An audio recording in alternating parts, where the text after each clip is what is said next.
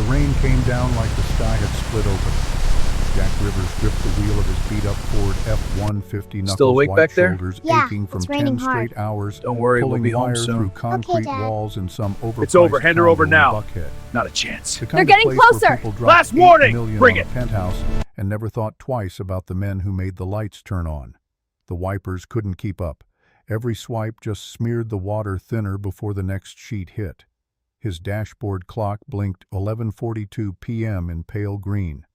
Another late shift. His back throbbed. His fingers were stiff from gripping pliers all day, from wrestling Romex through studs that fought him every inch. But the check would clear Friday, and that meant Emma's school supplies were covered for another month. That was all that mattered. From the back seat came a small voice thick with sleep. "Daddy, I'm tired." He glanced in the rearview mirror. Emma sat buckled in her booster seat, her Hello Kitty backpack wedged beside her. Daisy, the stuffed rabbit, pressed against her chest. 7 years old and still fighting bedtime like it was a personal enemy. "I know, baby girl. Almost home." "You said that 10 minutes ago." He couldn't help the smile.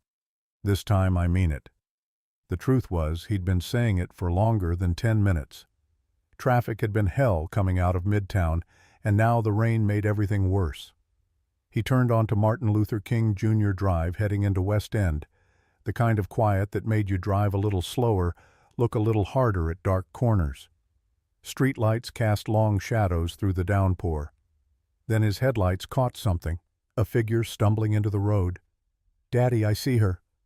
The woman lurched into the beam of his headlights, one arm wrapped around her ribs, the other reaching out for something that wasn't there. Her white blazer was streaked with dark stains. Blonde hair hung in wet tangles across her face. She took 2 more steps, then her legs gave out. She hit the pavement hard, the sound lost in the rain. "Oh my God!" Jack slammed the brakes. The truck skidded, stopping just feet from her crumpled body. Rubber screamed against wet asphalt. Emma's startled cry cut through the cab. "Stay in the truck, Zoe." His voice came out sharp, controlled, the way it used to in Helmand Province, when everything went sideways and you had maybe 3 seconds to make the call that kept your squad breathing. He threw the door open and ran. Rain soaked through his flannel shirt in seconds. His boots splashed through puddles as he reached her. She was on her side, gasping hands clawing weakly at the ground, blood mixed with rainwater streaming from a gash on her forehead, her right ankle bent at an angle that made his stomach turn. "Ma'am, can you hear me?" Her head turned toward him, blue eyes wide and terrified, glassy with pain. She tried to speak, but only a broken whisper came out. "Please. I'm not going to hurt you." Jack crouched down, keeping his hands where she could see them. Old instincts from his corpsman days kicked in fast. Assess. Stabilize. Secure. "My name's Jack. I'm going to help you." "Okay." She flinched when he moved closer, her whole body tensing like she expected a blow. "It's okay. I'm not going to touch you unless you say I can. But you're hurt bad. Can you tell me what happened?" Her lips trembled. Blood trickled from the gash on her forehead, running down into her eyes. Her ankle was definitely broken, the kind of break that needed a hospital needed it now. "He's coming." The words barely made it past her teeth. "They're coming for me." "Who's coming?" Before she could answer, headlights flared behind them. Jack turned. A black Mercedes SUV rolled to a stop 30 feet away. The engine idled. Then 3 doors opened at once. 2 men in dark suits stepped out first. Big guys, the kind who got paid not to ask questions. Then came the third man. Taller charcoal suit that probably cost more than Jack's truck hair, slicked back face sharp and cold. He walked forward with the easy confidence of someone who'd never once been told no. "Step away from her."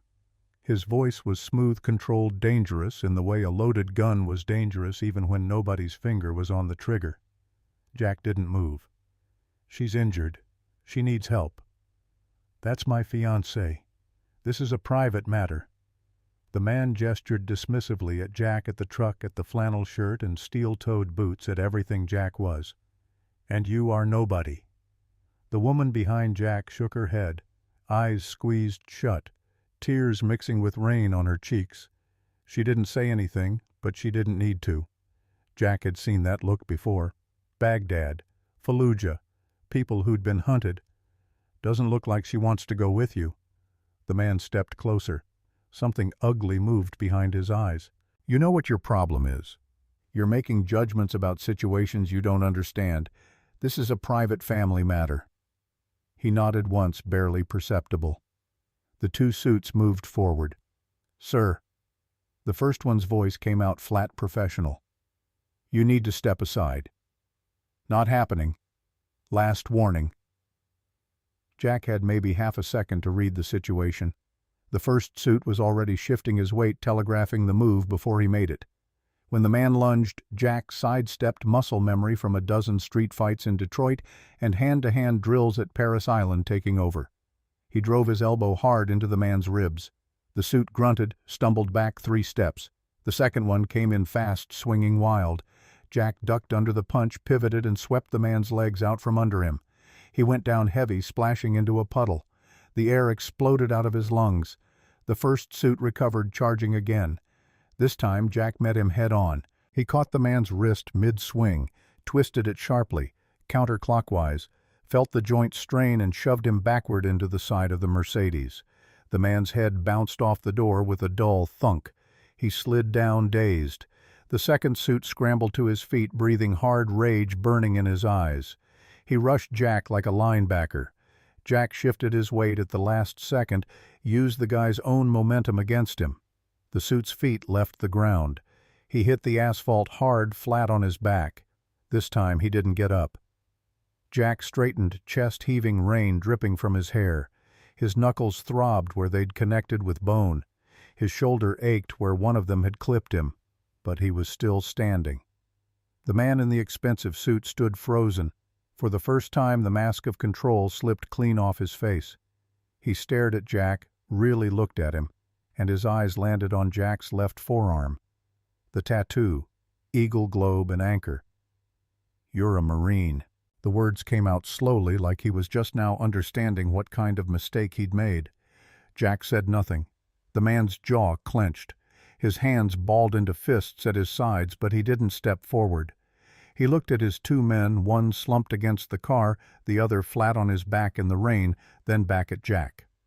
Pure hatred burned in his eyes. You just made the biggest mistake of your life. His voice shook with barely controlled rage. You think this is over. You think you can just walk away. I will bury you.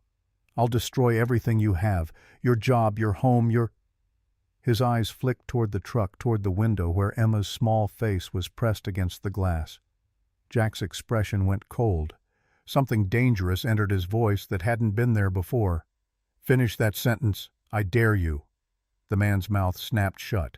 For a long moment they stood there in the rain, 2 men staring each other down. Then the man turned sharply on his heel. Get up, he barked at his men. We're leaving.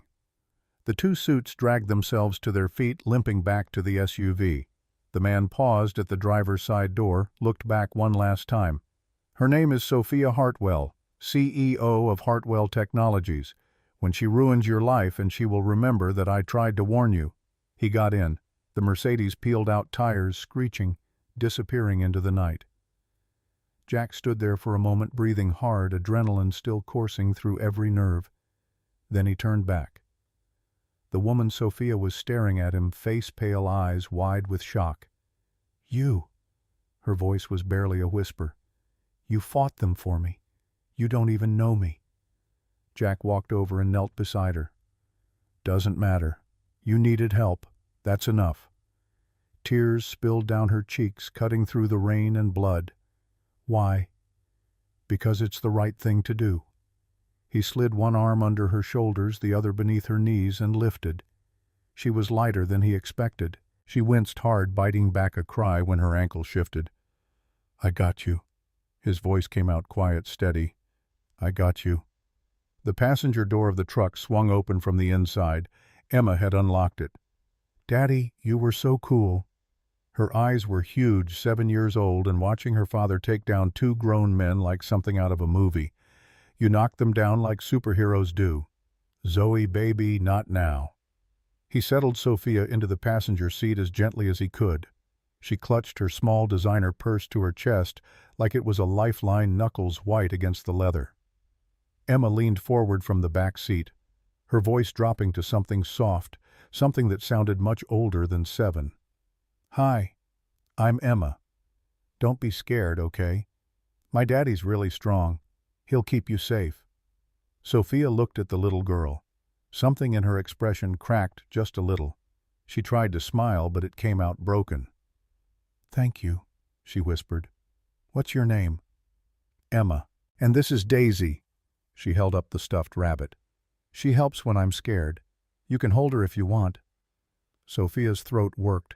She took the rabbit with trembling hands, held it like it was made of glass. Jack climbed back behind the wheel, soaked to the bone. He cranked the heat and pulled back onto the road. "We're going to the hospital. You need a doctor." "No." The panic in Sophia's voice was immediate, sharp. "No hospitals. Please. They'll find me there. They'll—" "Ma'am, your ankle's broken. You need medical attention." "I can't." Her breathing went rapid, shallow. "Please, I'm begging you. Just somewhere safe. Anywhere but a hospital." Jack looked at her, at the terror in her eyes, at the way her hands shook. He'd seen that look before. People who'd been hunted didn't think straight. They just knew one thing: survival meant staying invisible. He let out a long breath. "All right, my place. It's not much, but it's safe. I was a corpsman in the service. I can patch you up. But if you get worse, we're going to a hospital. Deal?" She nodded, sagging back against the seat. Emma reached forward and placed her small hand on Sophia's shoulder. "It's okay. You're with us now." Sophia closed her eyes. For the first time that night, she stopped shaking. Jack's apartment was on the 3rd floor of a building in West End that had seen better decades. No elevator. He carried Sophia up 3 flights, her weight shifting with each step, her breath catching every time he adjusted his grip. Emma ran ahead, unlocking the door with the key she kept on a lanyard around her neck. The place was small. 2 bedrooms, living room, kitchen, barely big enough to turn around in. The couch was second-hand brown leather, cracked and faded. A 32-inch TV from 2015 sat on a scratched wooden stand.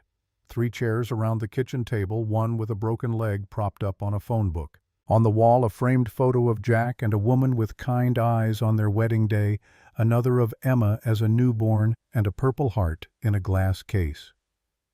Jack set Sophia down on the couch as gently as he could. She bit her lip so hard it went pale, but she didn't make a sound. "Emma, first aid kit. Red box under the bathroom sink." "Okay." She darted off her small feet, pattering across the worn hardwood. Jack knelt in front of Sophia. "I'm going to need to look at your ankle and that cut on your forehead. Is that okay?" She nodded, too exhausted to speak.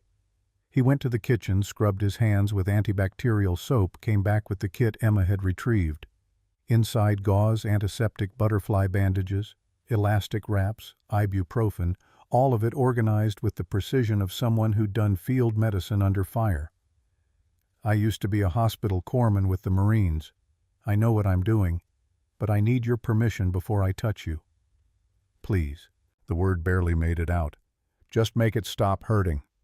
Jack pulled on a pair of medical gloves, opened a packet of gauze, soaked it in antiseptic. He cleaned the blood from her forehead first. The cut was about 3 centimeters jagged, but not deep. No stitches needed if he could close it properly. He applied pressure to stop the bleeding, then used butterfly bandages to pull the edges of the wound together. His hands moved with practiced efficiency, every motion deliberate. Next, the ankle. He carefully removed her shoe, Louboutin red sole, probably cost more than his monthly rent. The ankle was swollen purple with bruising, twisted at the wrong angle. "Definitely broken. You really need an X-ray." "No." Her voice was firm despite the pain. "You said you could help. So help." Jack exhaled. He retrieved 2 thin aluminum splints from the kit along with an elastic bandage and more gauze. He positioned her foot at a 90-degree angle, packed gauze around the ankle for cushioning, then secured the splints on either side. He wrapped the elastic bandage firmly but not too tight, checking her toes for circulation. They stayed pink. Good. Sophia bit down so hard her lips split. A thin line of blood appeared, but she didn't cry out. Emma came back with a glass of water and 2 pills in her palm. The bottle said 2 for pain. Jack checked. Ibuprofen, 200 milligrams each. Safe dosage. Good job, sweetheart. Sophia took the pills, swallowed them with shaking hands. Emma sat down beside her on the couch, not too close, just near enough to be present. Does it hurt a lot? Sophia managed a weak nod. A little. My daddy's really good at fixing people. He fixed Mrs. Patterson when she fell down the stairs last year, and he fixed Mr. Chen's dog when it got hit by a car. Jack went to the kitchen. The fridge was nearly empty. 6 eggs, some bacon, half a loaf of bread, an apple. He cracked the eggs into a bowl, fried the bacon in a pan that had seen better years, toasted 2 slices of bread. Basic, but it was food. He brought Sophia a plate scrambled eggs, 2 strips of bacon toast, apple slices arranged neatly. Nothing fancy, but you need to eat. She stared at the plate like she'd never seen anything like it. When was the last time someone had cooked for her? Not a chef on payroll, not a 5-star restaurant. Just someone who cared enough to scramble eggs at midnight because she was hungry. She picked up the fork, took a bite, the taste of salt and grease and warmth, and then the tears came. Silent at first, then harder, shoulders shaking with the force of them. Jack's voice went soft. Did I hurt you when I wrapped the ankle? She shook her head, unable to speak. Then what? The words came out broken. I'm not used to this. Used to what? Being cared for. She looked up at him, tears streaming. People doing things without wanting something back, without an agenda, without... She couldn't finish. Jack grabbed a clean towel and gently dabbed her cheeks, careful around the butterfly bandages. Hey, it's okay. You're safe here. Nobody's going to hurt you. Not tonight. Emma scooted closer and wrapped her small arms around Sophia's waist. Don't cry. Please don't cry. Sophia looked down at the little girl, then up at Jack standing there with grease stains on his shirt and genuine concern in his eyes. She thought about her penthouse, 3,000 square feet of marble and glass, custom furniture, a chef's kitchen she'd never once used, a home that had never not once felt like this. Warm, real, safe. Thank you. The words came out raw. Thank you for stopping, for fighting for me, for bringing me here. You didn't have to do any of that. Jack crouched down so he was eye level with her. Yeah, I did. And in that moment, in a small apartment in West End with a stranger's daughter hugging her waist and a man she'd just met looking at her like she mattered, Sophia Hartwell felt something she hadn't felt in years. Hope.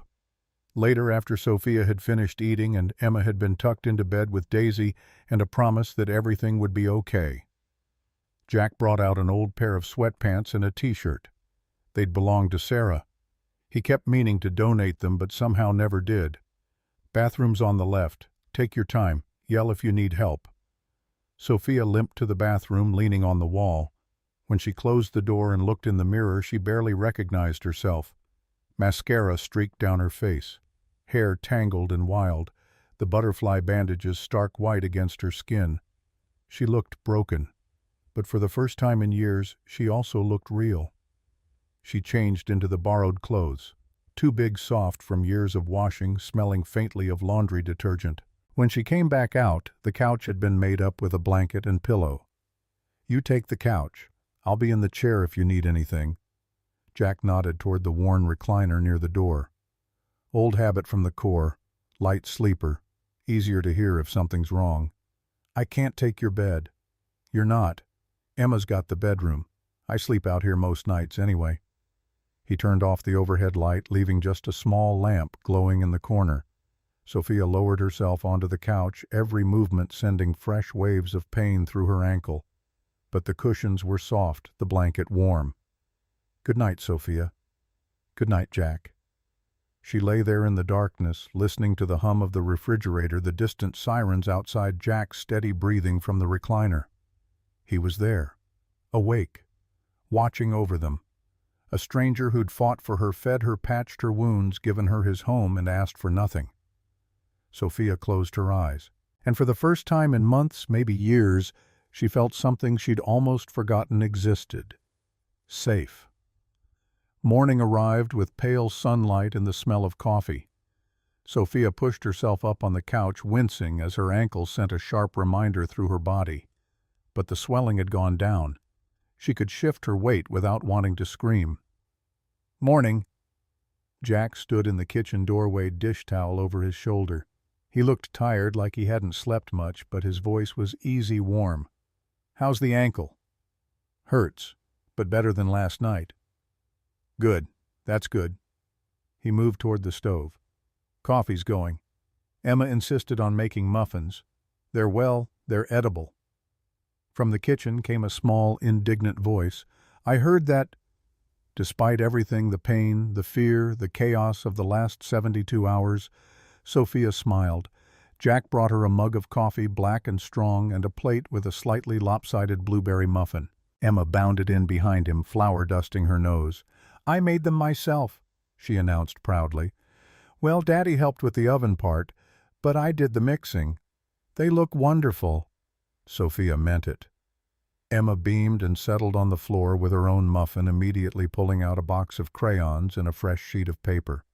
Jack sat on the coffee table across from Sophia. For a moment they ate in comfortable silence. Then he spoke, his voice careful. "Look, I know it's not my business, but if someone's looking for you, if you're in danger, I need to know what we're dealing with.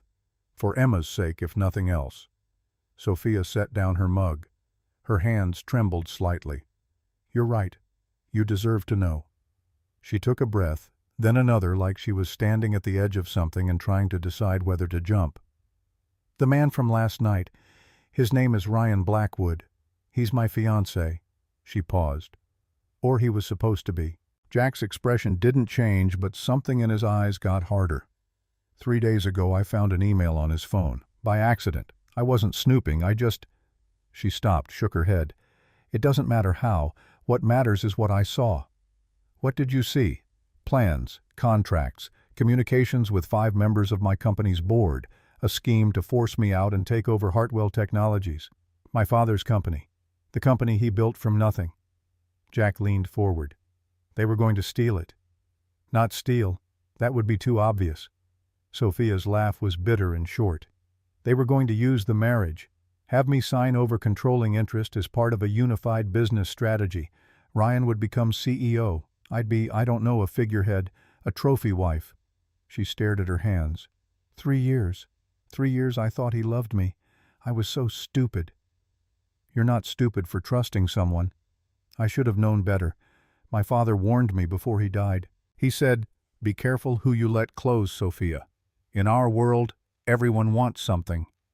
Emma looked up from her drawing. Her voice was small but clear. "What happened 3 days ago after you found the email?" Sophia glanced at the little girl, then back at Jack. "I took pictures, 6 pages of the most damaging documents. Then Ryan came home and found me with his phone. He knew immediately what I'd seen. He didn't even try to deny it. He just smiled. Said it didn't matter because I was going to sign the papers anyway." "What did you say?" Jack asked. "I said no." "Good." The next day he called an emergency board meeting. Told me it was about quarterly projections. But when I walked in, all 12 members were there. Ryan had the transfer documents ready, printed, waiting. He said I could sign them voluntarily or they'd remove me by force, declare me mentally unfit, whatever it took. Jack's jaw tightened. "And you refused." I stood up to leave. "And Ryan—" She touched her forehead where the butterfly bandages were. "He grabbed my arm. I tried to pull away and I tripped. Fell down the conference room stairs. 10 marble steps. I felt my ankle snap on the 3rd one." The room went very quiet. Jesus. The board just sat there, watching. Not one person moved. Not one person helped. Sophia swallowed hard. Ryan came down the stairs and stood over me. He said, "Sign the papers or I'll make sure you never walk out of this building." Emma had stopped drawing. She was staring at Sophia, her eyes wide and shining. I crawled to the back exit. Service entrance. I don't know how long it took. Every movement was... She stopped, swallowed again. I made it outside, into an alley. But I couldn't go any further. And then Ryan and his security found me. She looked at Jack, then Emma. And then you found me. The silence that followed was heavy. Just the hum of the refrigerator and Emma's crayon rolling slowly across the table. Jack's knuckles had gone white around his coffee mug. "Those photos you took, do you still have them?" Sophia reached for her purse with shaking hands and pulled out her phone. Cracked screen, but it still powered on. 6 pictures. It's not everything, but it's enough to prove there was a conspiracy. She handed the phone to Jack.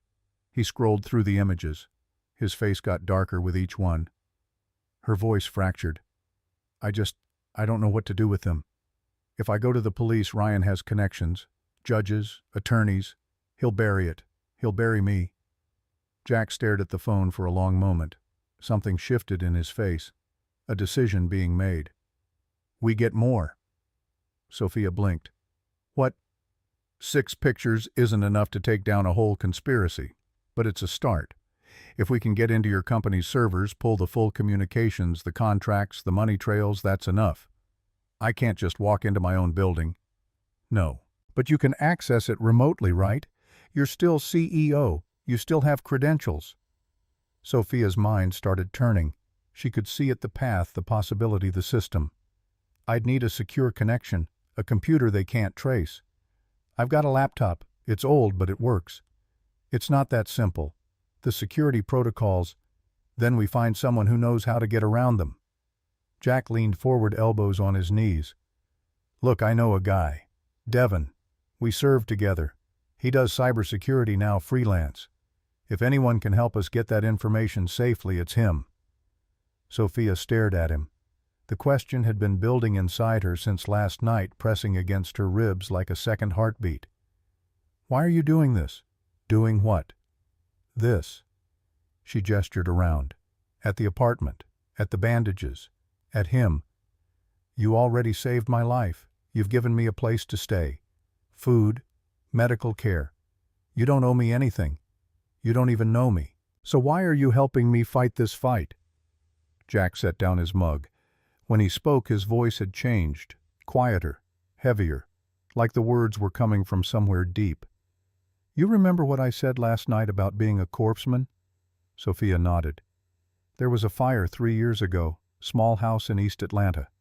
His eyes went distant, not looking at her anymore, looking at something only he could see. I was first on scene, heard screaming. A woman trapped in the upstairs bedroom.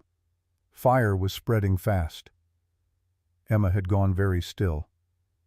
I went in, found her, carried her out. His voice went flat, emotionless, the way people sound when they've told a story so many times they've had to strip the feeling out just to survive it. But by the time I got her to the ambulance, she'd inhaled too much smoke. She died on the way to the hospital. Jack looked up, met Sophia's eyes.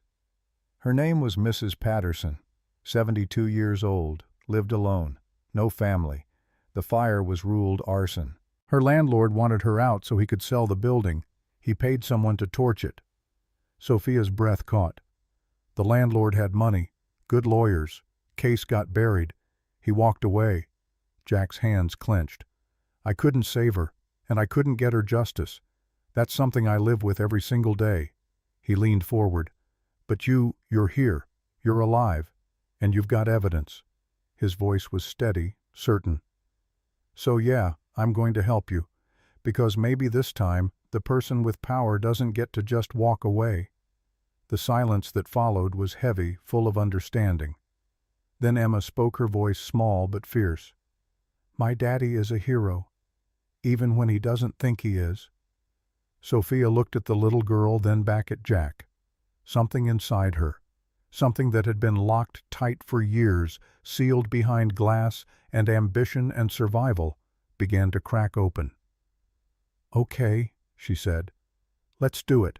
Let's get the evidence. Jack nodded once. I'll call Devon, set up a meeting.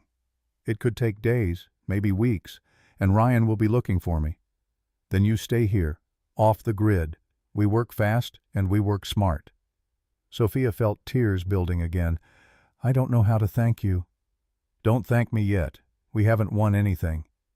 Jack stood, grabbed his phone from the counter. "But we're going to try." He stepped into the kitchen to make the call.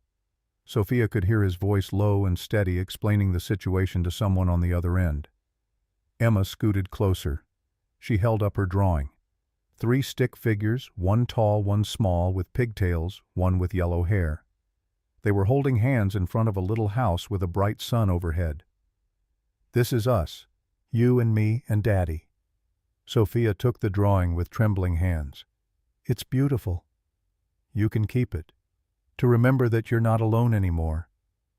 And that was when Sophia finally broke. She pulled Emma into a hug and cried, really cried, for the first time since her mother died 22 years ago. She cried for the girl she used to be, the one who loved to paint and dream. She cried for the woman she'd become, the one who'd forgotten how to feel anything but ambition. And she cried for the possibility, fragile and terrifying, that maybe she could become someone new, someone real, someone who belonged. Devon arrived that afternoon. He walked with a slight limp, his prosthetic leg visible below his jeans, and carried a battered laptop bag slung over one shoulder. His handshake was firm, but his eyes were sharp, assessing missing nothing. "Ma'am?" He nodded at Sophia. "Jack told me a bit about your situation. Sounds like you've got quite a fight on your hands." "That's putting it mildly." "Well, let's see what we can do." Devon settled at the dining table and pulled out a laptop that looked like it had survived a war zone, because it probably had. "I'm going to need your login credentials, access codes, anything that gets us into Hartwell Technologies servers." Sophia rattled off usernames and passwords while Devon's fingers flew across the keyboard. His concentration was total, absolute, like a surgeon in an operating room. "Okay," he muttered. "You've still got executive access. That's good. But they've changed some of the security protocols since you've been gone, probably trying to lock you out. Can you get around it?" "Can I?" Devon looked up, grinning. "Lady, I cracked Taliban encrypted communications in Helmand Province with a laptop held together by duct tape. Corporate firewalls are child's play." His fingers moved faster. Lines of code scrolled across the screen, green text on black background, incomprehensible to Sophia, but apparently crystal clear to Devon. "There we go." He leaned back. "I'm in. What are we looking for?" "Email correspondence between Ryan Blackwood and the board members. Specifically, anyone named in those original photos." Sophia pulled out her phone, showing him the 6 images she'd captured. Devon's expression darkened as he looked through them. The grin disappeared. "These people are real pieces of work. Can you get the full emails?" "Already on it." His fingers flew again. "Downloading the entire email server for the past 3 years. Going to take a few hours, but we'll have everything." "Won't they notice?" "Not if I route it through about 15 proxy servers across 6 states. By the time they trace it, the trail will be so cold they'll think it was a ghost." Jack squeezed Sophia's shoulder. "Devon's the best. If anyone can get this evidence, it's him." They worked through the afternoon. Devon hunched over his laptop, occasionally muttering to himself. Jack made sandwiches. Emma colored at the other end of the table, occasionally asking Devon questions about computers that he answered with surprising patience. "What's a proxy server?" Emma asked. "It's like a disguise for your computer so nobody knows who you really are." "Like a superhero mask." "Exactly like a superhero mask." "Cool. Can I have one?" "When you're older, kid." And Sophia watched it all, feeling something shift inside her. These people, a former Marine turned electrician, a hacker with a prosthetic leg, a 7-year-old girl with crayon-stained fingers, they were fighting for her. Not because she paid them, not because they wanted something, because it was right. "Got something?" Devon's voice cut through the quiet. "You're going to want to see this." They crowded around the laptop. On the screen was an email chain. Devon read it aloud, his voice cold and even. From Ryan to board member Richard Townsend, October 15th, 3 years ago. Once she signs the transfer documents, we move immediately. She'll be removed from all decision-making. If she resists, we'll use the mental health angle. I've already got a psychiatrist lined up to declare her unstable. Sophia felt her blood turn to ice. Devon scrolled down. More emails, more evidence. Plans to liquidate company assets. Offshore accounts. Shell corporations. Names, dates, dollar amounts. This is... Sophia's voice shook. This is criminal fraud, embezzlement, conspiracy. And we've got it all. Devon started copying files to an external hard drive. Every email, every document, every transaction. This is enough to bury them. How long until you have everything? Another hour, maybe 2. He looked up at her, his expression serious now, no trace of humor. But you need to be ready. Once you release this evidence, there's no going back. They'll come after you hard. Let them come. Sophia's voice was steel. I'm done running. That night, after Devon left with promises to have everything organized by morning, and after Emma had been tucked in with Daisy and a bedtime story, Jack and Sophia sat on the small balcony outside the apartment. The city spread below them, lights flickering, distant sirens wailing. You okay? Jack asked. I don't know. Sophia pulled his jacket, the one he'd draped over her shoulders, tighter around herself. A week ago I thought my life was over. I thought Ryan had won. I thought I'd die in that alley behind my own building. She let out a shaky breath. And now I'm sitting on a balcony in West End planning to take down my ex-fiancé and half my board of directors with a man I met 2 days ago. Sounds about right. It's insane. Little bit, yeah. They sat in silence for a moment, the kind of silence that isn't empty, the kind that's full of things waiting to be said. Jack? Yeah. Why are you really doing this? Sophia's voice was soft, careful. And don't say it's because it's the right thing. There's more to it than that. He was quiet for a long time, long enough that she thought maybe he wouldn't answer. When he finally spoke, his voice was raw, stripped bare. After Sarah died, Zoe's mother, I was angry. At the drunk driver. At the lawyers who got him off with a slap on the wrist. At a system that lets rich people buy their way out of consequences. He stared out at the city, not really seeing it. I couldn't save her. Couldn't get justice. And that it broke something in me. Something I thought was permanent. Sophia waited, letting him find the words. When I saw you in that road, scared hurt. And then I saw that guy in his expensive suit talking about you like you were property. Jack's jaw clenched. I saw every rich bastard who ever destroyed someone's life and walked away clean. And I thought maybe this time I can do something. Maybe this time I can help someone fight back. It's not your responsibility to save everyone, Jack. I know. He turned to look at her. But maybe I can save you. And maybe that's enough. Sophia felt tears burn at the edges of her eyes. She reached over and took his hand. Rough, calloused, warm. You already saved me, she whispered. The moment you stopped your truck. Their fingers intertwined. Neither of them pulled away. They sat like that for a long time, hands clasped, watching the city lights blur through Sophia's tears, not speaking, not needing to. Something had shifted between them, something neither of them was ready to name. But it was there, growing, real, undeniable. When the cold finally drove them back inside Sophia to the couch, Jack to his chair, they said goodnight like it was the most natural thing in the world. And in the dark, listening to each other breathe, both of them felt it. They weren't strangers anymore. The pounding on the door came at 7 in the morning. Jack was up instantly on his feet before his eyes were fully open. Marine instincts. His body moved before his brain caught up. He went to the window, peered through the blinds. His stomach dropped. Sophia. His voice was quiet, controlled. We've got company. She sat up on the couch, face going white. Ryan.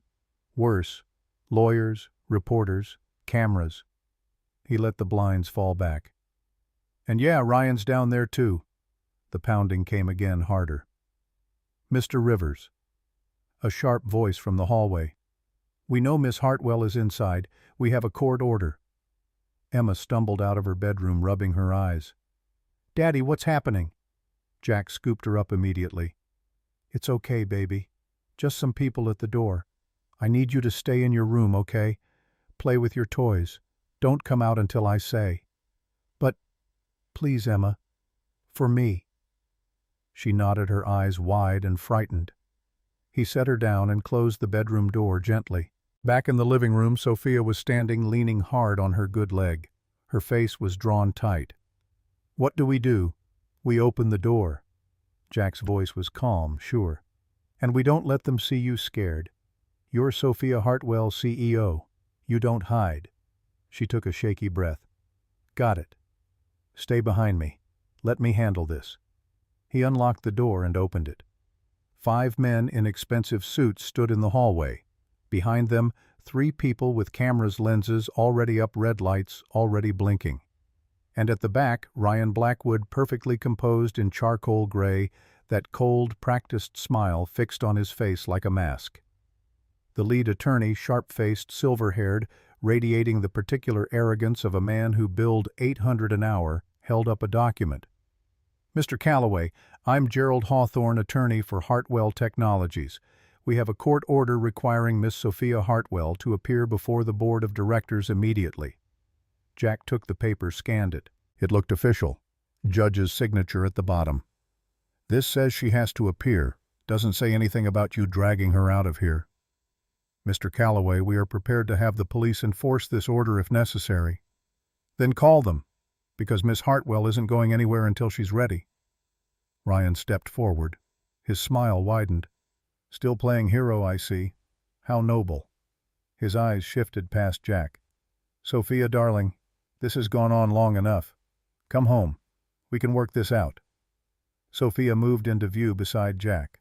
Her hands were shaking, but her voice came out steady and hard. "I don't have a home with you, Ryan. I never did." "You're not well." Ryan dripped false concern like syrup. "You've been through a trauma. You need proper care. Professional help." "I'm perfectly fine." "Are you—" Ryan gestured around the hallway at the apartment behind Jack. "You're hiding in a stranger's home. That doesn't sound like rational behavior to me." Jack's jaw clenched. "Watch your mouth, or what you'll assault me like you assaulted my security team." Ryan's smile turned sharp, predatory. "Yes, I've documented everything. The violence, the threats. When this goes to court, Mr. Calloway, you'll be lucky if you only lose custody of your daughter." Sophia gasped. "Don't you dare." "I dare quite a bit, actually." Ryan pulled out his phone, casual, almost bored. "I've already made calls. Child Protective Services will be very interested to know that Mr. Calloway is harboring a fugitive and putting his child in danger." "I'm not a fugitive." "The board has filed charges, embezzlement, fraud. You stole company property and fled. That makes you a fugitive, Sophia." Ryan looked at Jack. "And you aiding and abetting? That's a felony." The cameras were recording every word. Jack felt rage building in his chest, hot and dangerous, the kind of anger that could make you do something you'd regret for the rest of your life. But he kept his voice level. "Barely. Get out of my building. We're not leaving without Sophia." "Then I guess you're not leaving, because she's under my protection, and I don't care how many lawyers you bring. I don't care what threats you make. You're not taking her." One of the attorneys stepped forward.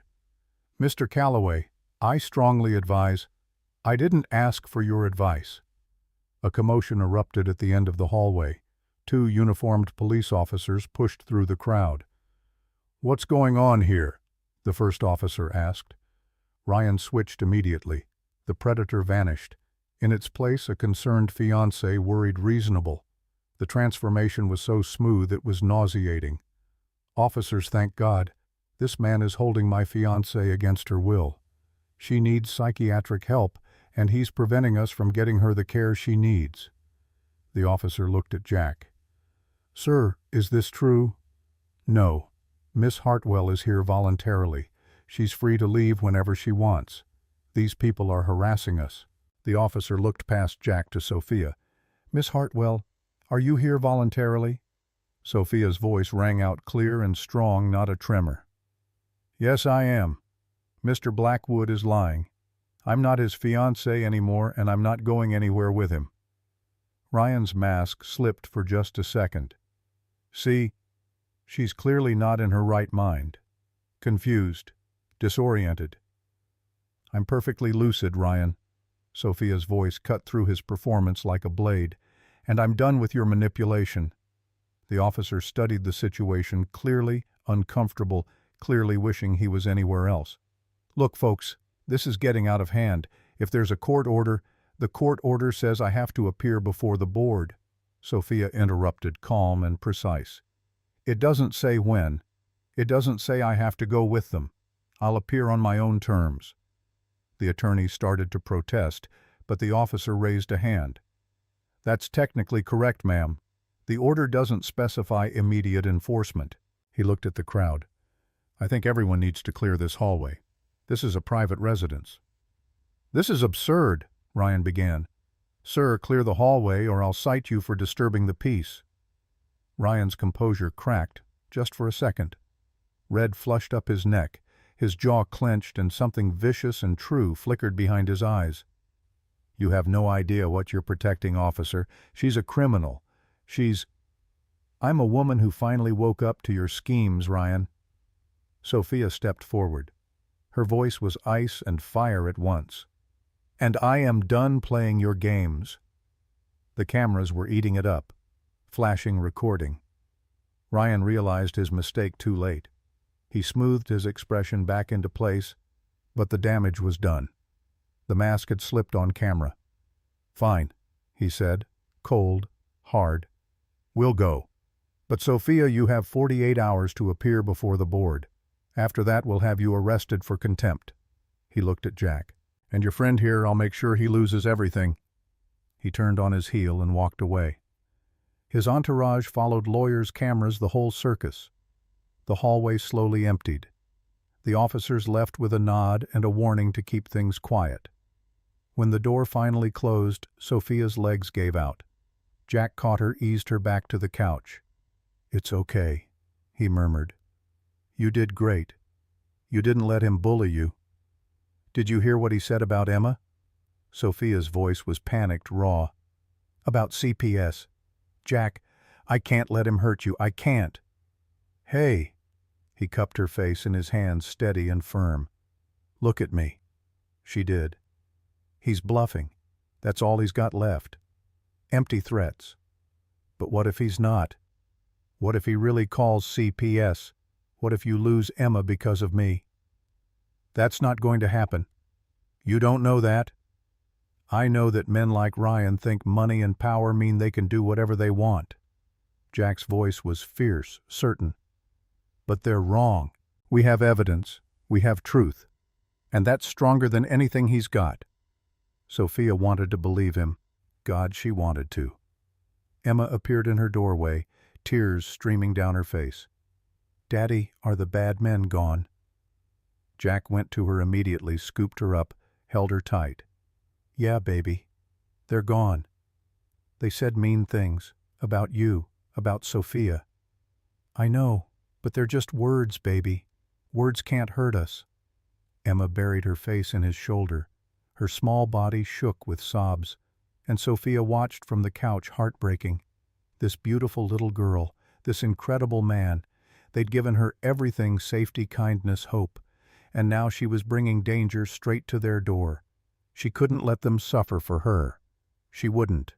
That night, after the lawyers and cameras had vanished, and Emma finally fell asleep clutching Daisy like a lifeline, Sophia made a decision. She waited until she heard Jack's footsteps come back to the living room. Waited until he settled into the recliner with that familiar creak of old leather. "I have to leave." Jack's head snapped up. "What? You heard what Ryan said. He's going to come after you, after Emma. I can't let that happen." Sophia stood, wobbled slightly on her healing ankle, but held steady. "You've done so much for me, more than anyone ever has. But I won't let you lose your daughter because of me. I won't. So your plan is what? Go back to Ryan. Let him win. My plan is to face the board, present the evidence, end this on my terms. Her voice shook but didn't break. Devon got everything we need. I have enough to destroy Ryan and everyone who helped him. But I have to do it alone. The hell you do. Jack. No. He stood cross to her in 2 steps. You think I'm going to let you walk back into that boardroom by yourself after everything? It's not your fight. It became my fight the moment I picked you up off that street. His voice was rough with emotion. You're not alone anymore, Sophia. You don't get to make that decision without me. I'm trying to protect you. And I'm trying to protect you. They stood close enough that she could feel the heat coming off him, could see the fear barely hidden behind his anger. We're stronger together. You know that, right? What if something happens to Emma because of me? Sophia's voice cracked. I couldn't live with that. Nothing's going to happen to Emma. I've already called a lawyer. A real one, not one of Ryan's goons. Jack's grip tightened on her shoulders. If CPS shows up, we're ready. And Devon's got friends in the press. We're about to expose everything Ryan has done. By tomorrow, he won't have time to threaten anyone because he'll be too busy defending himself.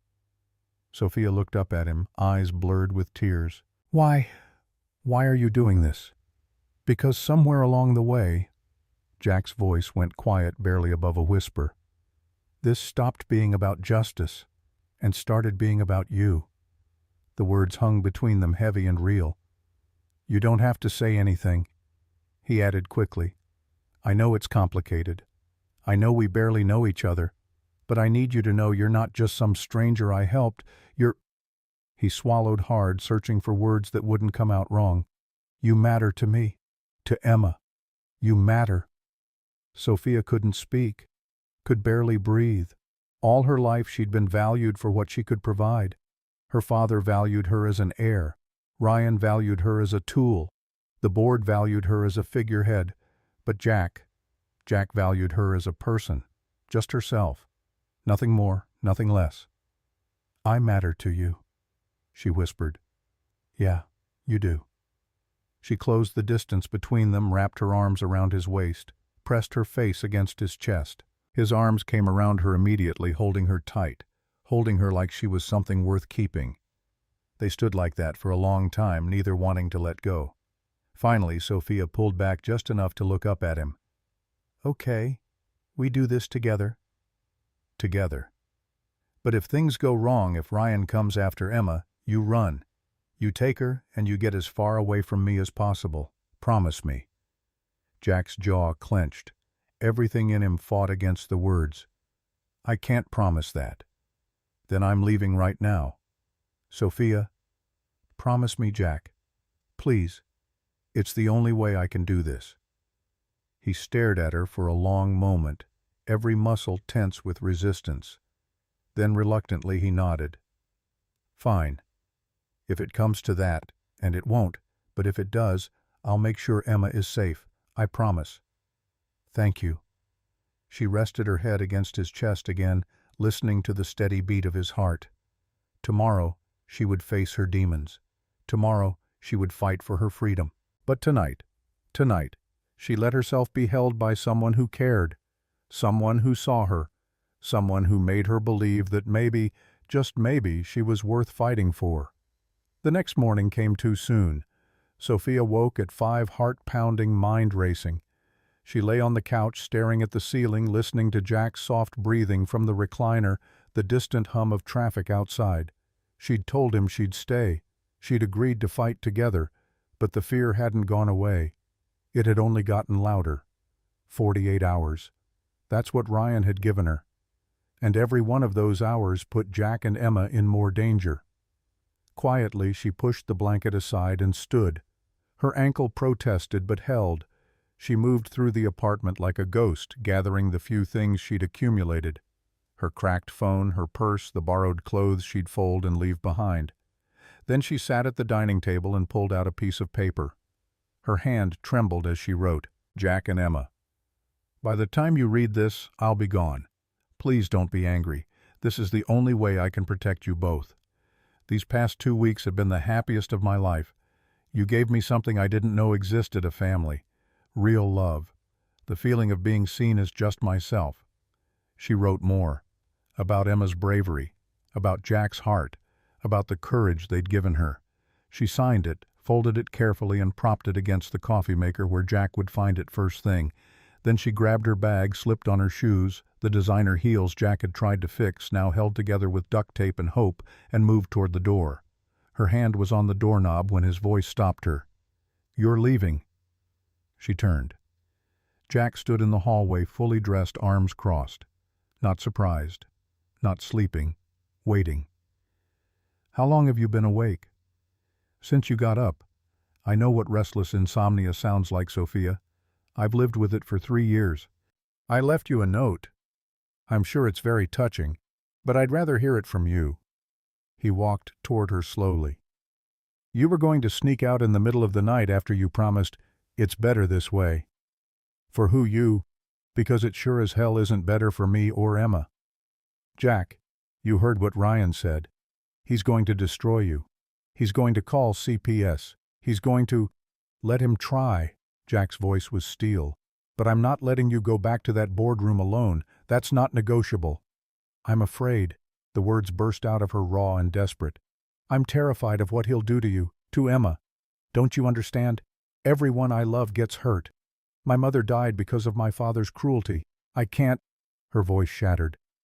"I can't be the reason you lose your daughter." Jack closed the distance in 2 strides. He cupped her face in his hands, forcing her to meet his eyes. "Listen to me. Ryan can threaten all he wants, but he doesn't have the power he thinks he does. We have evidence, we have truth, and we have people who believe in us. That's not enough.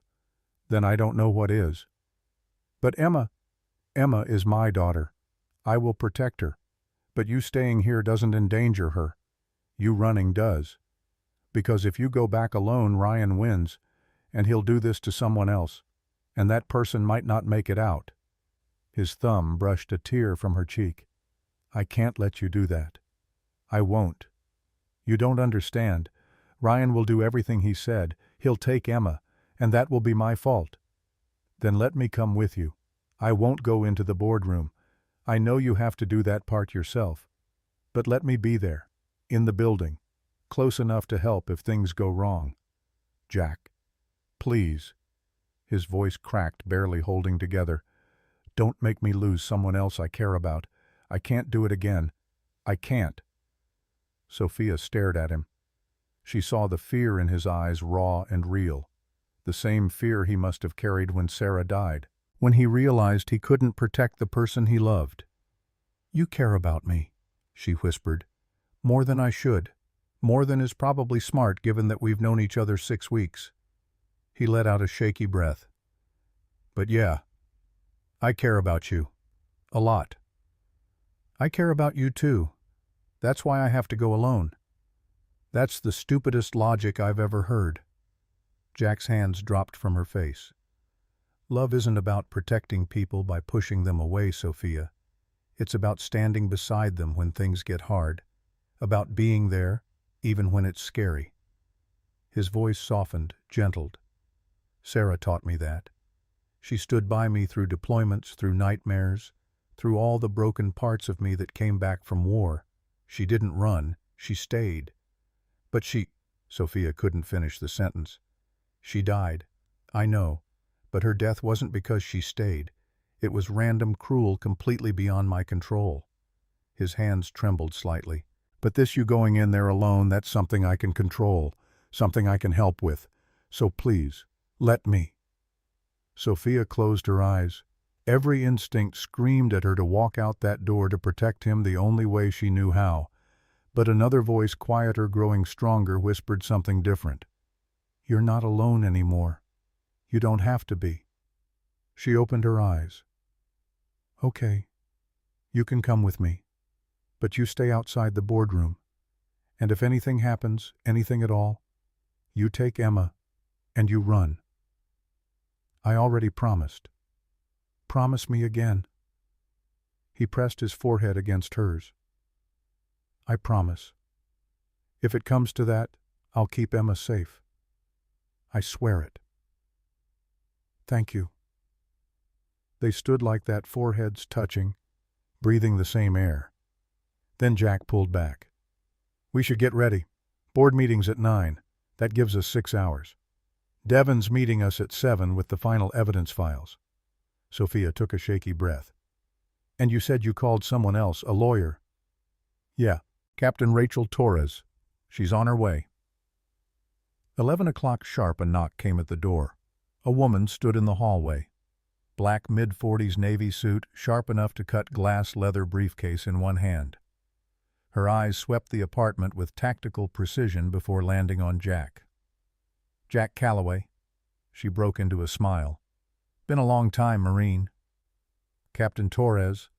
Jack grinned, the first real smile Sophia had seen from him all morning. You look good.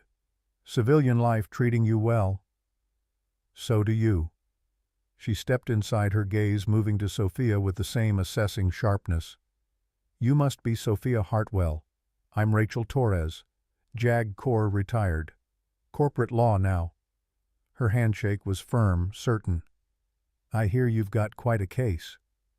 Thank you for coming.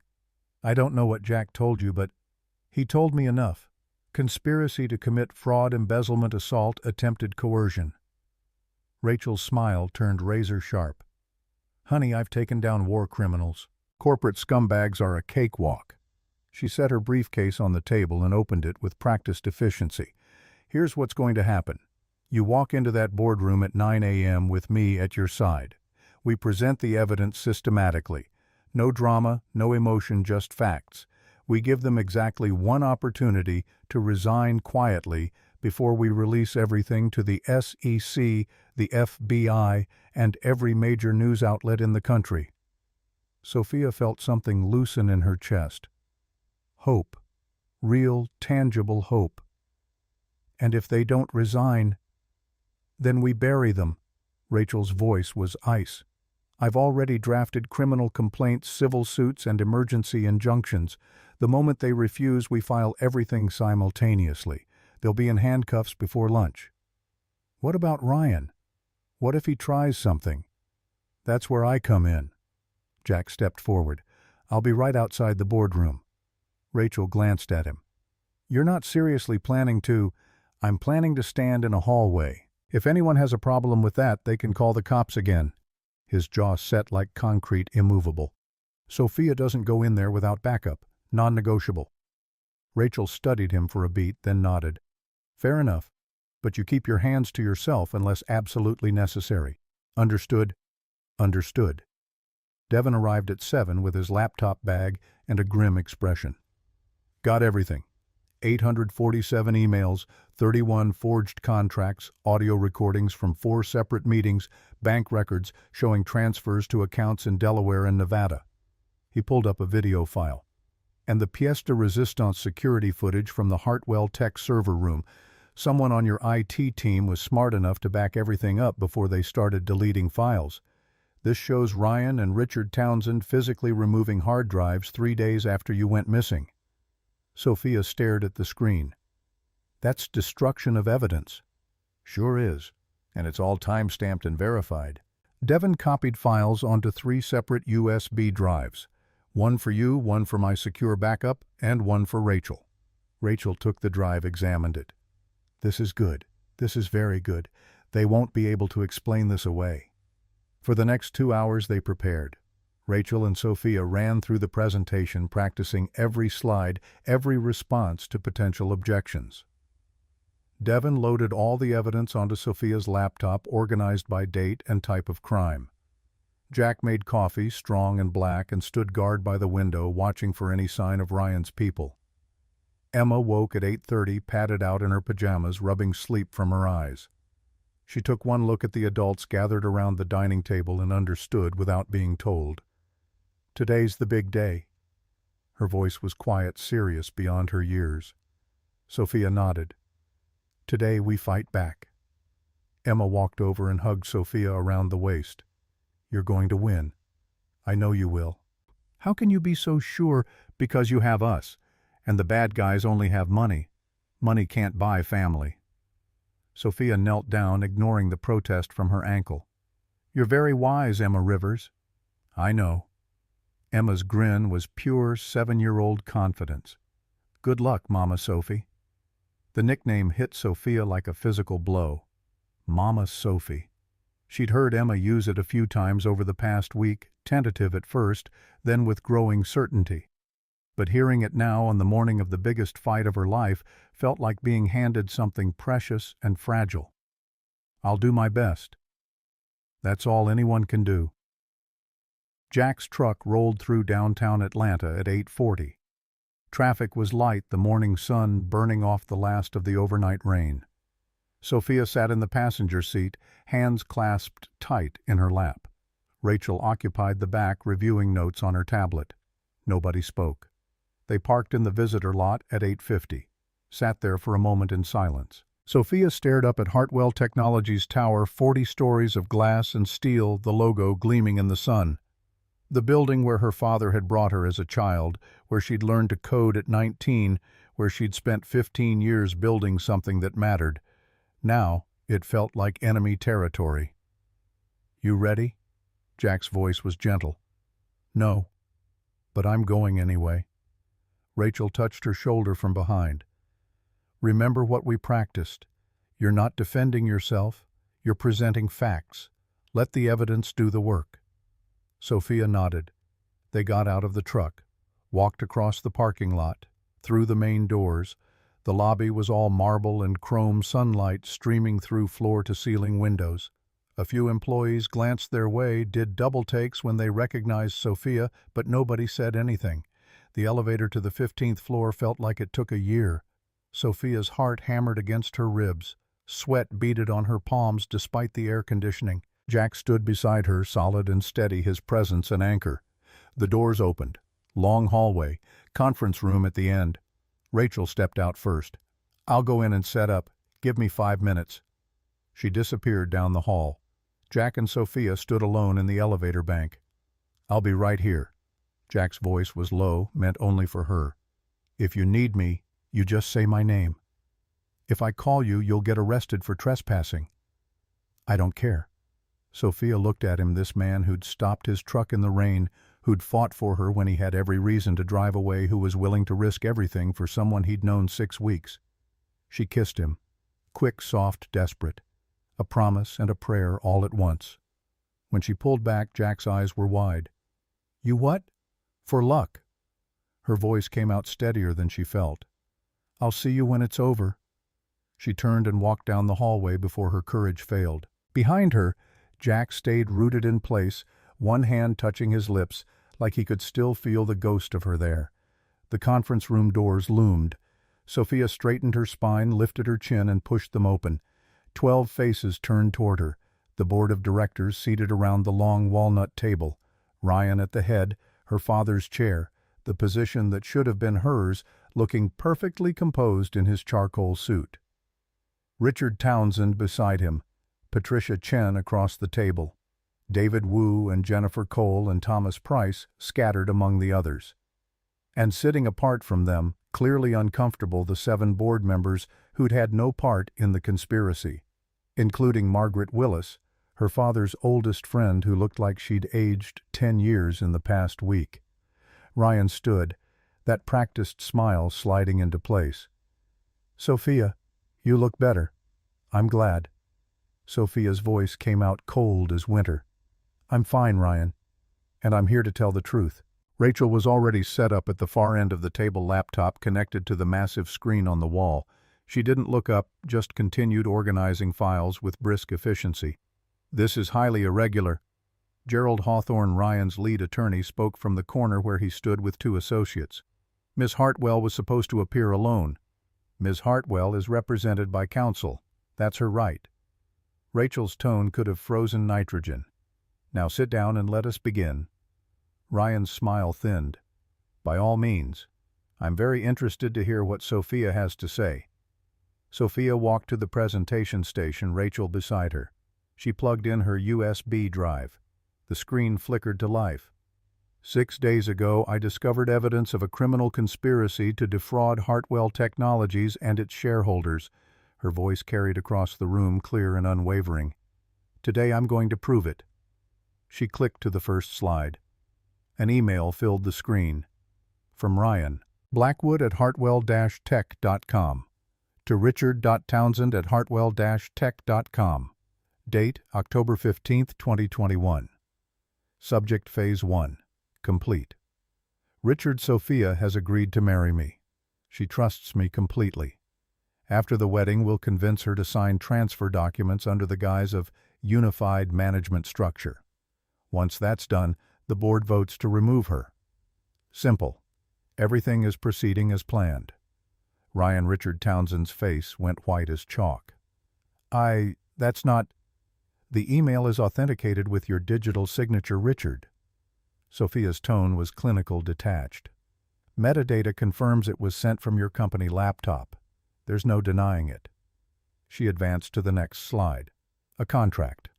Agreement between Hartwell Technologies and Tech Venture, LLC.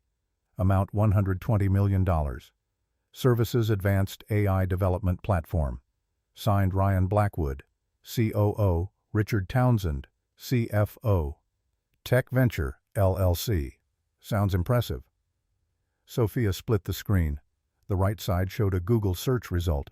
No company found. Except it doesn't exist. No physical address, no website, no employees. Just a shell corporation registered in Delaware to hide $120 million. She pulled up the next document, a flowchart showing money movement. Here's where it gets interesting. Over 3 years, $850 million was transferred from Hartwell Technologies to 5 different shell companies, all registered in Delaware, Nevada, and Wyoming, states chosen specifically because their corporate laws allow anonymous ownership. The chart showed arrows flowing from Hartwell Tech to Tech Venture, LLC Pacific Solutions, Inc. Global Innovations, LLC, Atlantic Holdings, Inc., and Summit Ventures, LLC. Then from those companies through a maze of intermediary accounts, all ending at one destination.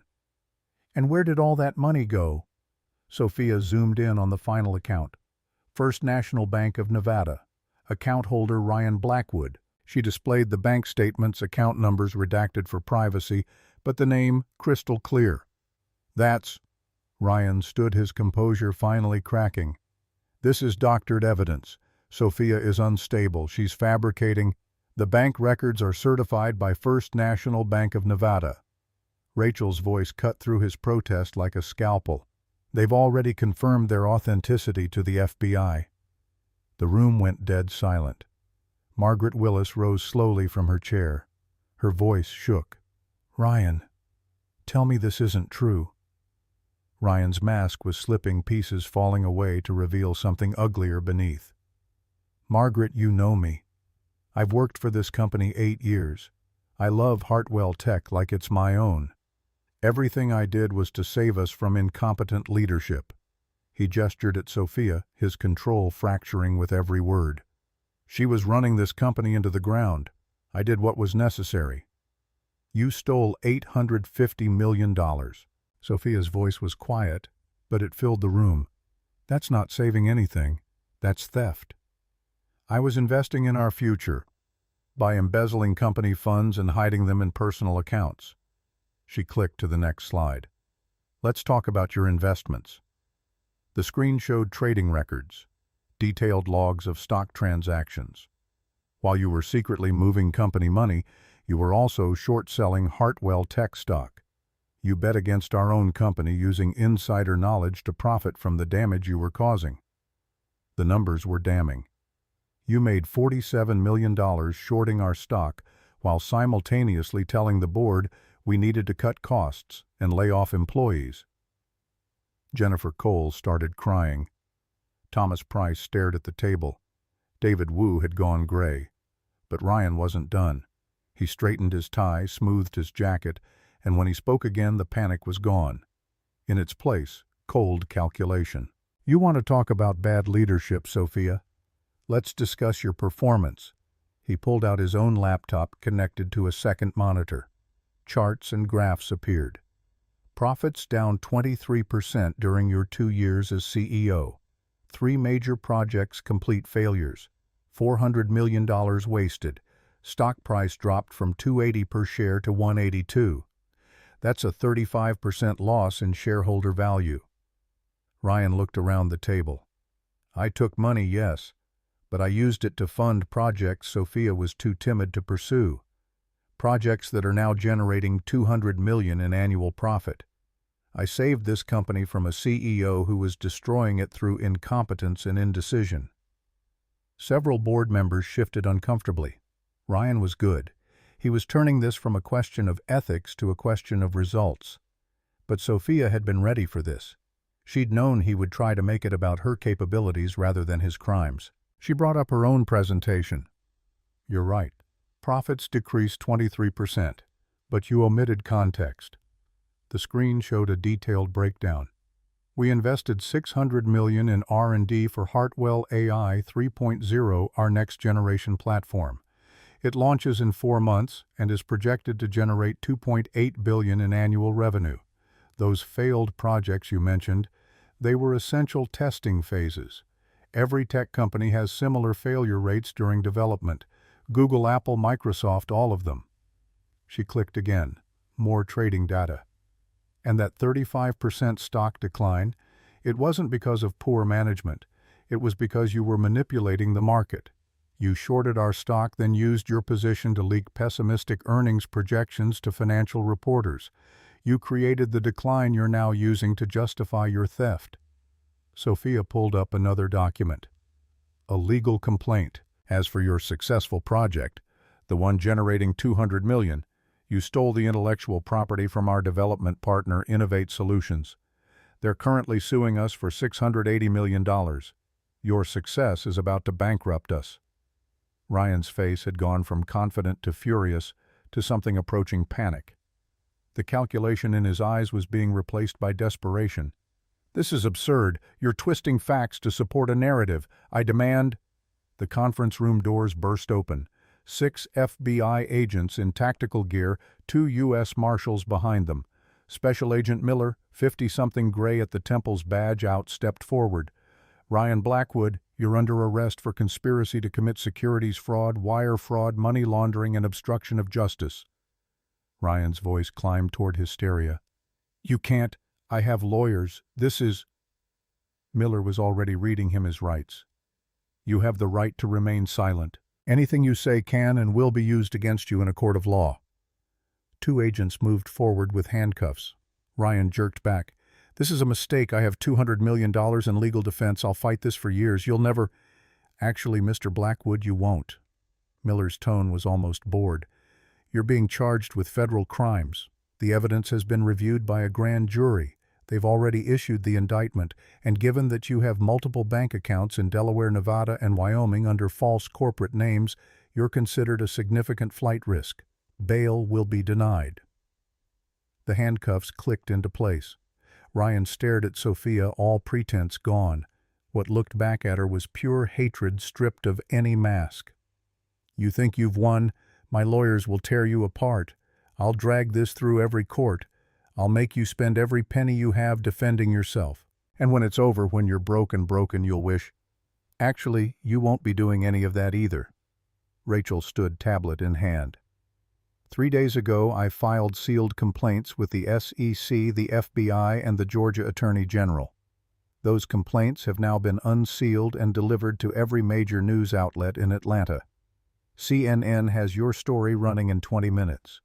The Wall Street Journal went to print this morning with your face on the front page. She smiled sharp as broken glass. Your reputation is already destroyed. Your assets are being frozen as we speak. And the public defender you'll be assigned won't be nearly as effective as the attorneys you're used to. Ryan lunged toward Sophia, pure rage, no calculation left. The agents grabbed him before he got 3 steps. You destroyed me. He was screaming now, all composure shattered. I gave you everything. I loved you, and you— Miller's voice cut through the outburst. Add threatening a witness to the charges. They dragged Ryan toward the door. He was still screaming, the words dissolving into incoherent fury. The doors closed behind him. The sound echoed in the sudden silence. Miller turned back to the room. Richard Townsend, Patricia Chen, David Wu, Jennifer Cole, Thomas Price. You're also under arrest. Patricia Chen collapsed in her chair, sobbing. I have 3 children. Please. I'll cooperate. I'll testify. Just please. You should have thought about that before participating in an $850 million fraud scheme. Miller's tone held no sympathy. You'll have the opportunity to negotiate with prosecutors. But right now, you're all coming with us. One by one, they were handcuffed and led out. Richard went in silent shock. David Wu kept muttering about his reputation. Jennifer couldn't stop crying. Thomas maintained his dignity until the very end, walking out with his head high even as the cuffs bit into his wrists. When the last of them had been escorted away, the conference room held only 7 board members, Sophia, Rachel, and a terrible yawning silence. Margaret Willis stood, crossed the room, pulled Sophia into a fierce embrace. Your father would be so proud, sweetheart, so incredibly proud. Sophia broke. All the fear and pain and rage of the past week came pouring out in great shaking sobs.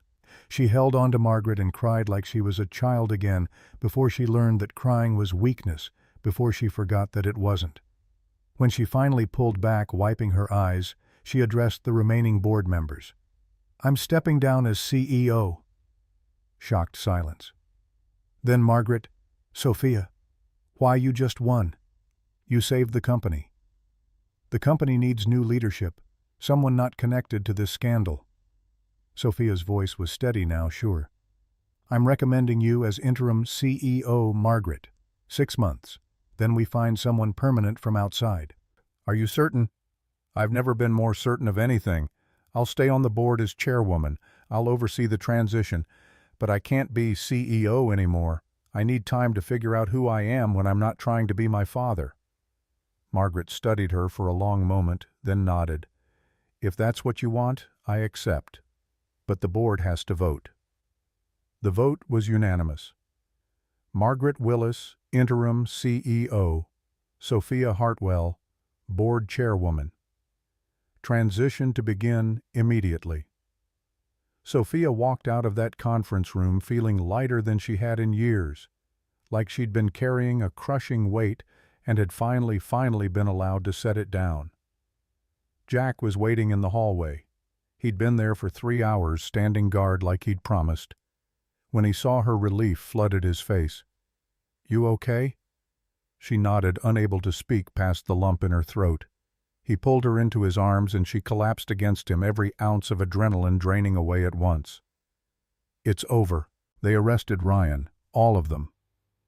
I heard. His voice rumbled against her ear. You were amazing in there. Rachel told me. Said you destroyed every argument they tried to make. I couldn't have done it without all of you. Yeah, you could have, but you didn't have to.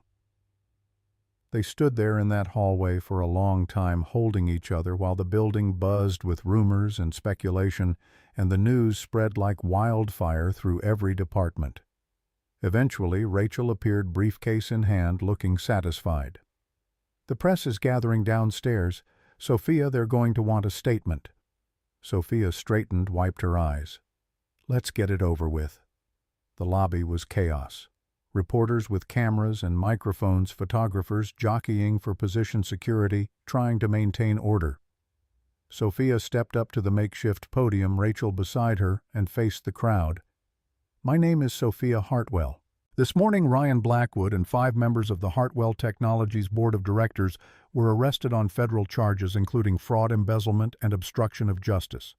The evidence against them is substantial and has been turned over to federal prosecutors. Hartwell Technologies will cooperate fully with all investigations. Hands shot up. Questions shouted over each other. Sophia held up one hand. I am stepping down as CEO to focus on healing and rebuilding. Margaret Willis will serve as interim CEO while we search for permanent leadership. I will remain on the board as chairwoman to ensure this transition is successful. Thank you. She turned to leave. A reporter called out, Ms. Hartwell, is it true you were hiding from Mr. Blackwood, that he assaulted you? Sophia paused, turned back. Yes. Ryan Blackwood attacked me when I refused to participate in his scheme.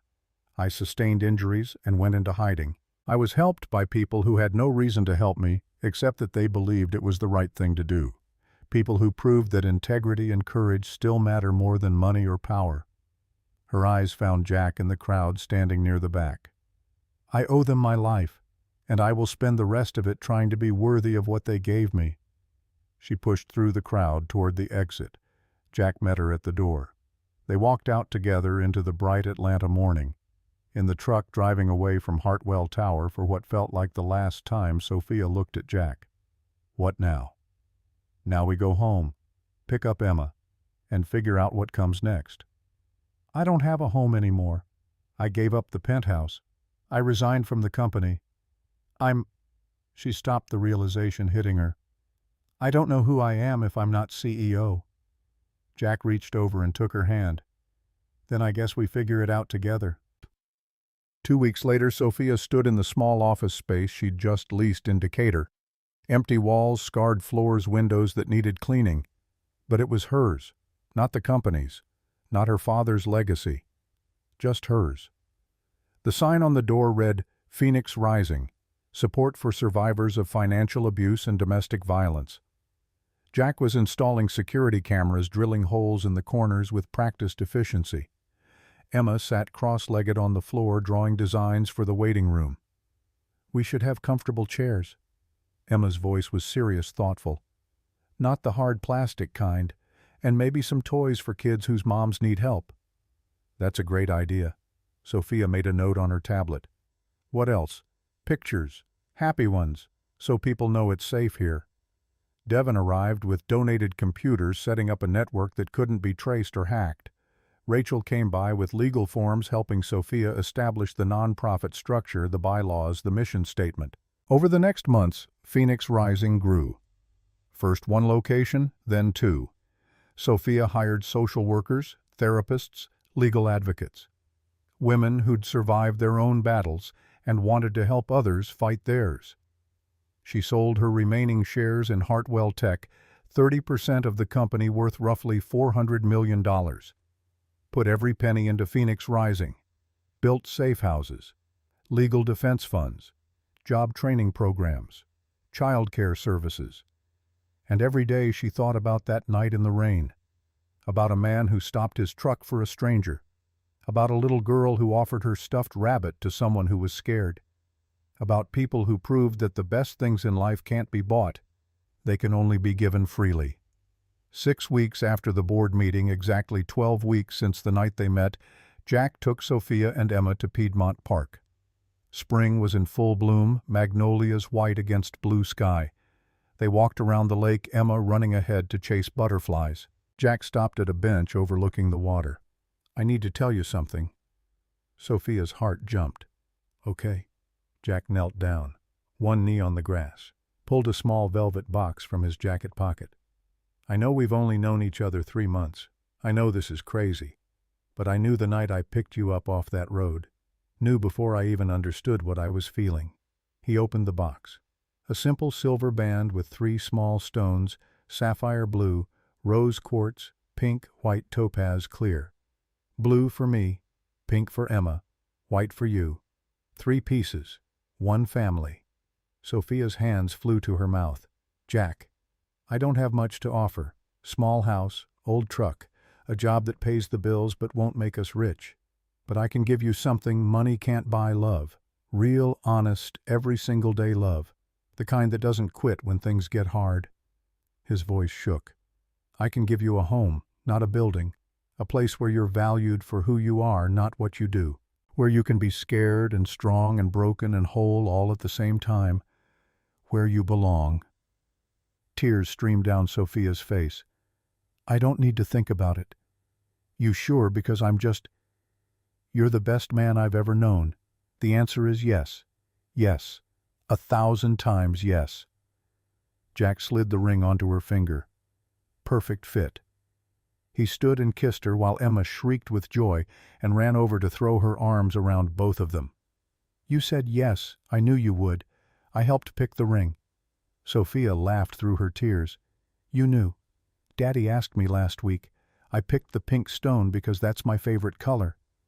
They stood there in the park, three people who'd found each other in the wreckage of loss and pain and fear, holding on to each other like they'd never let go.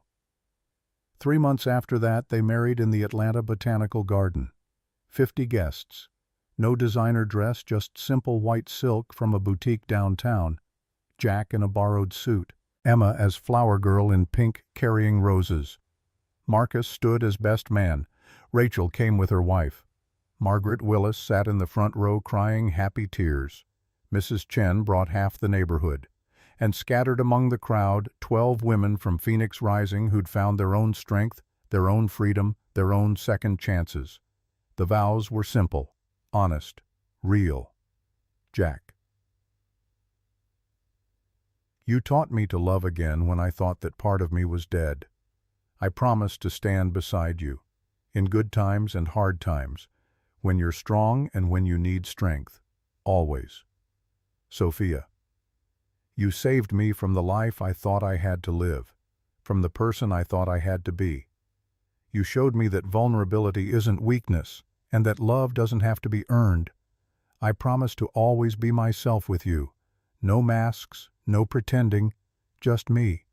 And I trust that will be enough. Emma interrupting.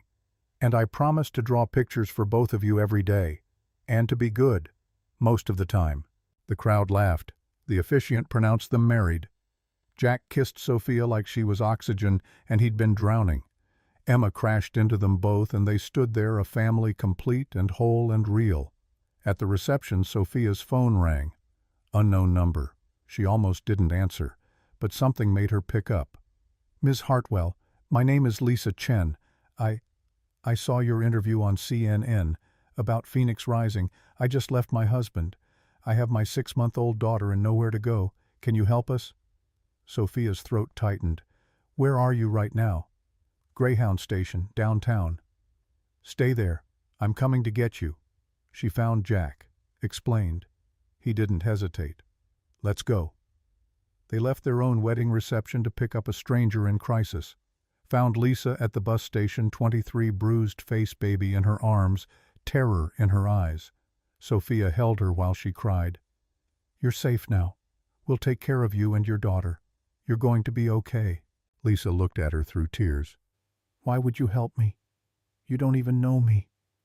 And Sophia smiled, remembering another rainy night, another desperate moment, another stranger who stopped when he had every reason to keep driving. "Because someone helped me when I needed it most. Now it's my turn to help you." 1 year into the marriage, Sophia stood in the Phoenix Rising headquarters, no longer a small office in Decatur, but a renovated warehouse with space for 30 staff members, consultation rooms, a children's area painted in bright colors, and a legal clinic that operated 4 days a week. The walls displayed artwork from survivors and their kids, Emma's drawings prominent among them. She was reviewing intake forms when her assistant knocked. "Ms. Rivers, there's someone here. Walk in. She's asking for you specifically."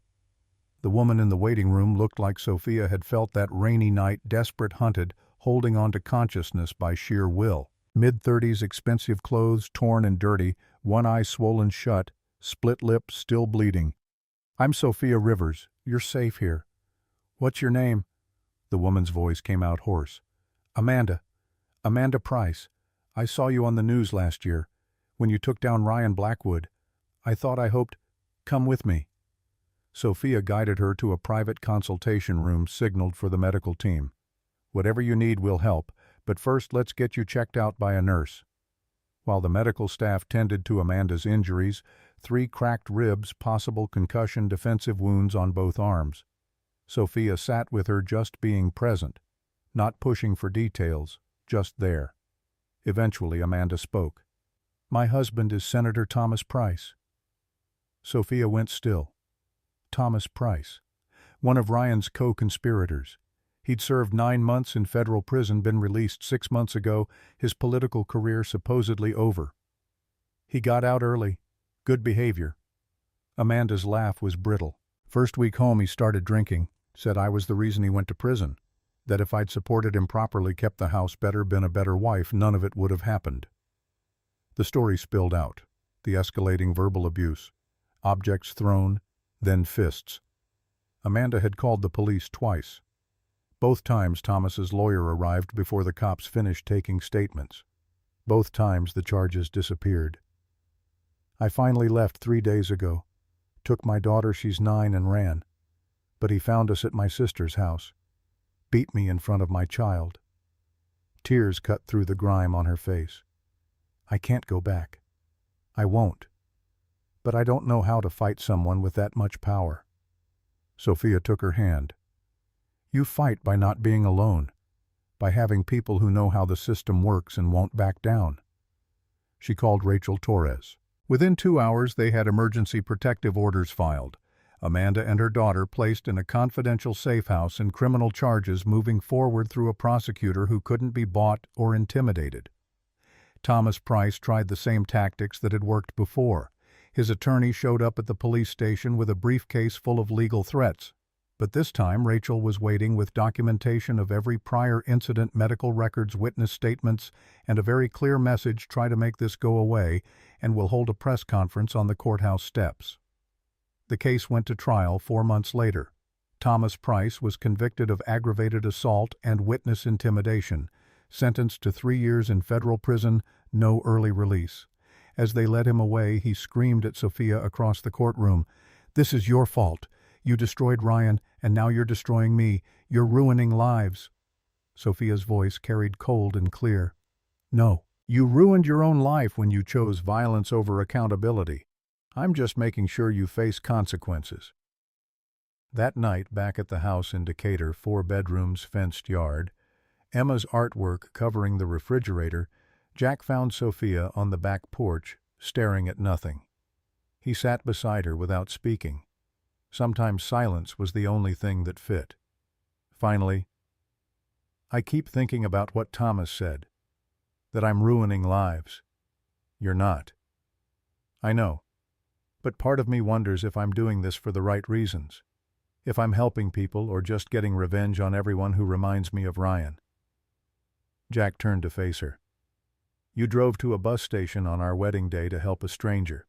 You spent 6 hours in the ER with Amanda when you could have sent staff. You sat with a terrified 9-year-old and read her stories until she fell asleep." His voice was firm. "That's not revenge. That's compassion. But I feel angry. Every time I see a case like Amanda's, I feel this rage that—" "Good. Be angry. Anger at injustice is what drives change." He took her hand. "Sarah used to tell me it's not the anger that defines you, it's what you do with it. You're channeling yours into building something that saves lives. That's not revenge. That's transformation." Sophia leaned into him. "When did you get so wise?" "I married someone who asks hard questions. Had to level up." She laughed despite everything. They sat there as the sun set over Atlanta, watching Emma through the window as she taught their neighbor's kid how to draw butterflies. 2 years after the wedding, Phoenix Rising operated in 12 locations across Georgia, Tennessee, and Alabama. Staff of 85. Annual budget of $15 million funded by Sophia's stock sales and a growing network of donors who believed in the mission. Sophia worked 60-hour weeks, but these were hours that filled her instead of draining her. Every woman she helped find safety, every child who smiled again, every survivor who walked into court with her head high, it all mattered in a way corporate profits never had. Jack supported however he could. He installed security systems at every Phoenix Rising location, taught self-defense classes to survivors, and showed up at the office every Friday with lunch for the entire staff. Emma, now 9 years old, volunteered in the children's area, playing with kids whose mothers were meeting with lawyers or therapists or just trying to breathe. One Saturday morning, Emma cornered Sophia in the kitchen. "Mama." "Sophie, I have a question." Sophia had long since stopped correcting the name. It had stuck, felt right, belonged. "What's up, sweetheart? Why don't you and Daddy have a baby?" Sophia nearly dropped her coffee mug. That's a very personal question." "I know, but I want a little brother or sister, and you and Daddy love each other. So why not?" Jack appeared in the doorway, apparently having heard the entire exchange. "Emma, that's not something you ask people." Why not? You always say honesty is important.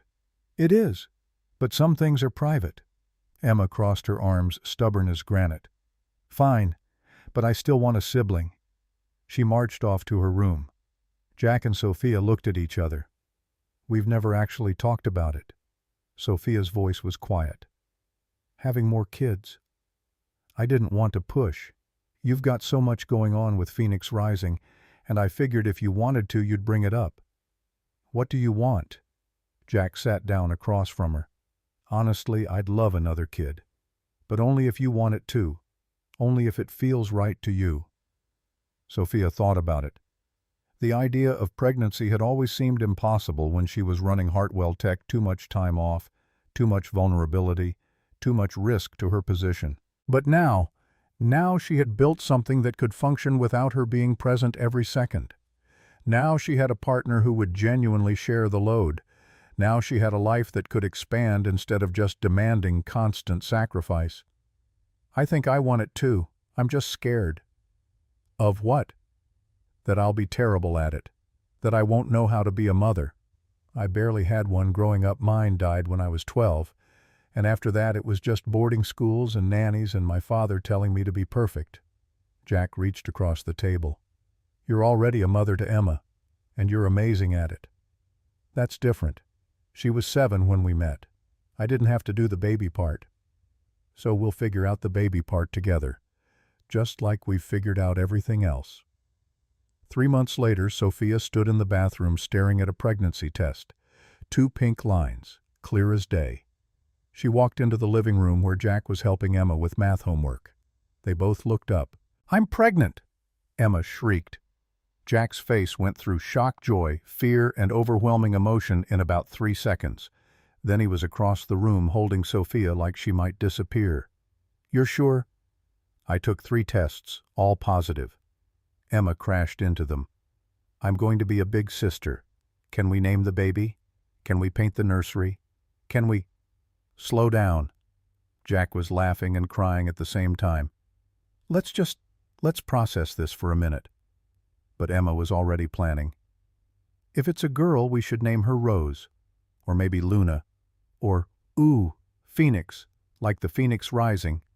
And if it's a boy... Sophia listened to her daughter's excited chatter and felt something she'd been afraid to hope for, the certainty that this was exactly right. That her family was about to grow. That the little life inside her was wanted and would be loved beyond measure. That evening, after Emma had finally exhausted herself with planning and gone to bed, Jack and Sophia sat together on the couch. You're quiet. His thumb traced circles on the back of her hand. Second thoughts. No, just overwhelmed, good overwhelmed. She placed his hand on her still flat stomach. There's a person in there, part you, part me. It's terrifying and miraculous, and I don't know how to process it.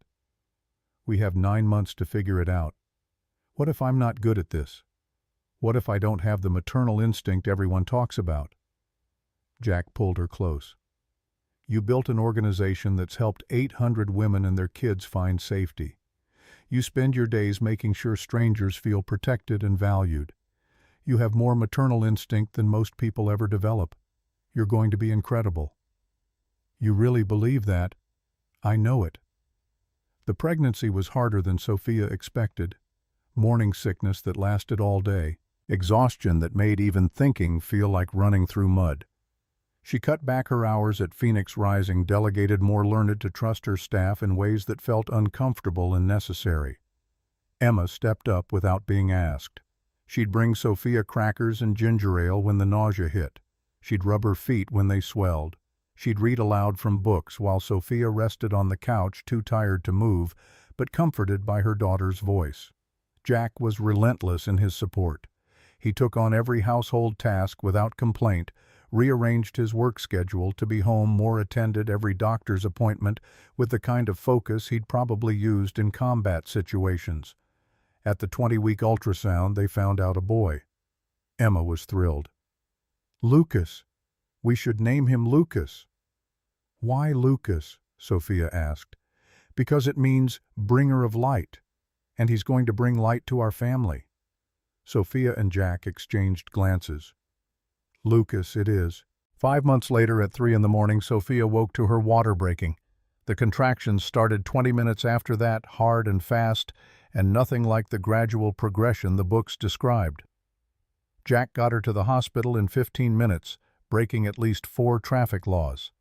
Emma stayed with Mrs. Chen next door, given strict instructions to keep her phone on. Labor was brutal.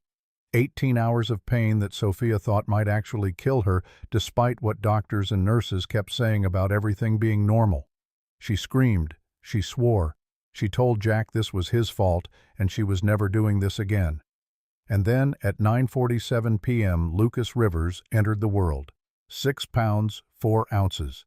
Screaming at the top of his lungs like he was furious at being evicted from his comfortable home. They placed him on Sophia's chest. Tiny, wrinkled, perfect. She looked down at this brand-new person and felt something crack open inside her, a fierce, protective love so overwhelming it bordered on pain. "Hi," her voice broke. "Hi, Lucas. I'm your mom." The baby stopped crying, blinked up at her with dark blue eyes. Jack's eyes. Jack leaned over them both, one hand on Sophia's shoulder, one finger grasped in Lucas's impossibly small fist. "He's perfect. He really is." Emma arrived an hour later, still in her pajamas, Mrs. Chen driving her. She tiptoed into the hospital room like she was entering a church. "Can I see him?" Sophia shifted carefully, making room on the bed. Emma climbed up, peered at her baby brother with a mix of awe and uncertainty. "He's so small." "You were this small once?" "Really? Really? Want to hold him?" Emma nodded, solemn as a judge. Sophia helped position her arms, then carefully transferred Lucas into his big sister's embrace. Emma stared down at him with wonder written across her face. "Hi, Lucas. I'm your sister. I'm going to teach you everything important. How to draw, how to ride a bike, how to be brave when you're scared." Her voice dropped to a whisper. "And I promise I'll always protect you." Sophia's eyes filled. Jack had to look away, blinking hard. Later, after Emma had reluctantly gone home and Lucas slept in the bassinet beside the hospital bed, Jack stretched out in the uncomfortable chair and watched his wife and son.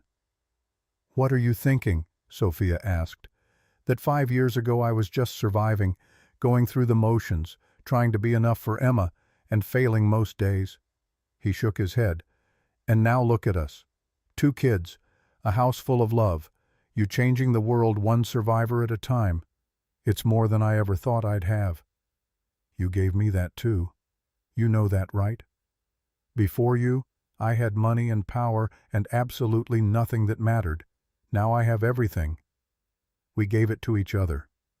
Lucas made a small sound in his sleep. They both went quiet, just watching him breathe. "I meant what I said in labor." Sophia's tone was dry. "We're never doing this again." Jack laughed. "Fair enough. 2 kids is perfect." But Sophia was already drifting, exhausted and content.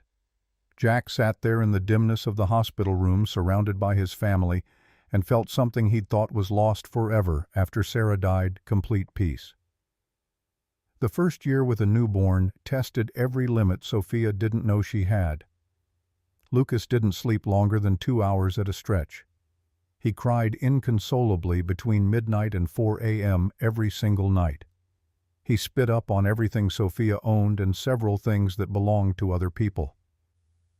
She was running Phoenix Rising on 4 hours of broken sleep, pumping breast milk in her office between meetings, and trying not to snap at everyone around her from sheer exhaustion. Jack did everything he could. He took the night shift twice a week so she could sleep. He handled most of Emma's school activities. He kept the house from descending into complete chaos. But even with his help, Sophia felt like she was drowning. One particularly brutal night, Lucas had been screaming for 3 hours straight. Nothing helped, and Sophia had to lead a board meeting in 5 hours. She handed the baby to Jack and locked herself in the bathroom. She sat on the tile floor and cried. Huge, gulping sobs that came from somewhere deep and desperate. She was failing. At motherhood, at work, at everything. She couldn't do this. She wasn't built for this. Jack knocked softly. "Can I come in?" She unlocked the door. He sat beside her on the floor, Lucas finally quiet against his shoulder. "I can't do this." The words tore out of her. "I'm a terrible mother. I love him so much it hurts, but I don't know what I'm doing. He won't stop crying and I can't fix it, and I'm so tired I can barely think." "You're not a terrible mother. You're an exhausted mother. There's a difference." "How did you do this alone after Sarah died?" Jack's expression went distant. "Honestly, I barely did. I had help from neighbors, from other Marines who'd been through it, from people at Emma's daycare. I cried a lot. I questioned everything. And some days I just survived until bedtime and called that good enough." He shifted Lucas to his other shoulder. "Being a parent isn't about being perfect. It's about showing up even when you're falling apart. And you're showing up. Every day. That's what matters." "I miss sleep. I miss being able to think clearly. I miss—" She stopped, feeling guilty. "You miss your old life sometimes. That's allowed. It doesn't mean you don't love Lucas." Sophia leaned against him. "When does it get easier?" "Honestly, around 18 months things started to click with Emma. But different kids are different." "That's not encouraging." "No, but it's true." Lucas stirred, made a small sound. Sophia reached for him instinctively, took her son in her arms, and felt the familiar weight of responsibility and love. "We'll figure it out." Her voice was steadier now. "Right. We always do." When Lucas was 14 months old, Phoenix Rising received its largest donation ever, $10 million, from an anonymous donor. The accompanying note was typed brief, "For the women who need second chances," from someone who got one. Sophia tried to trace the source but hit dead ends.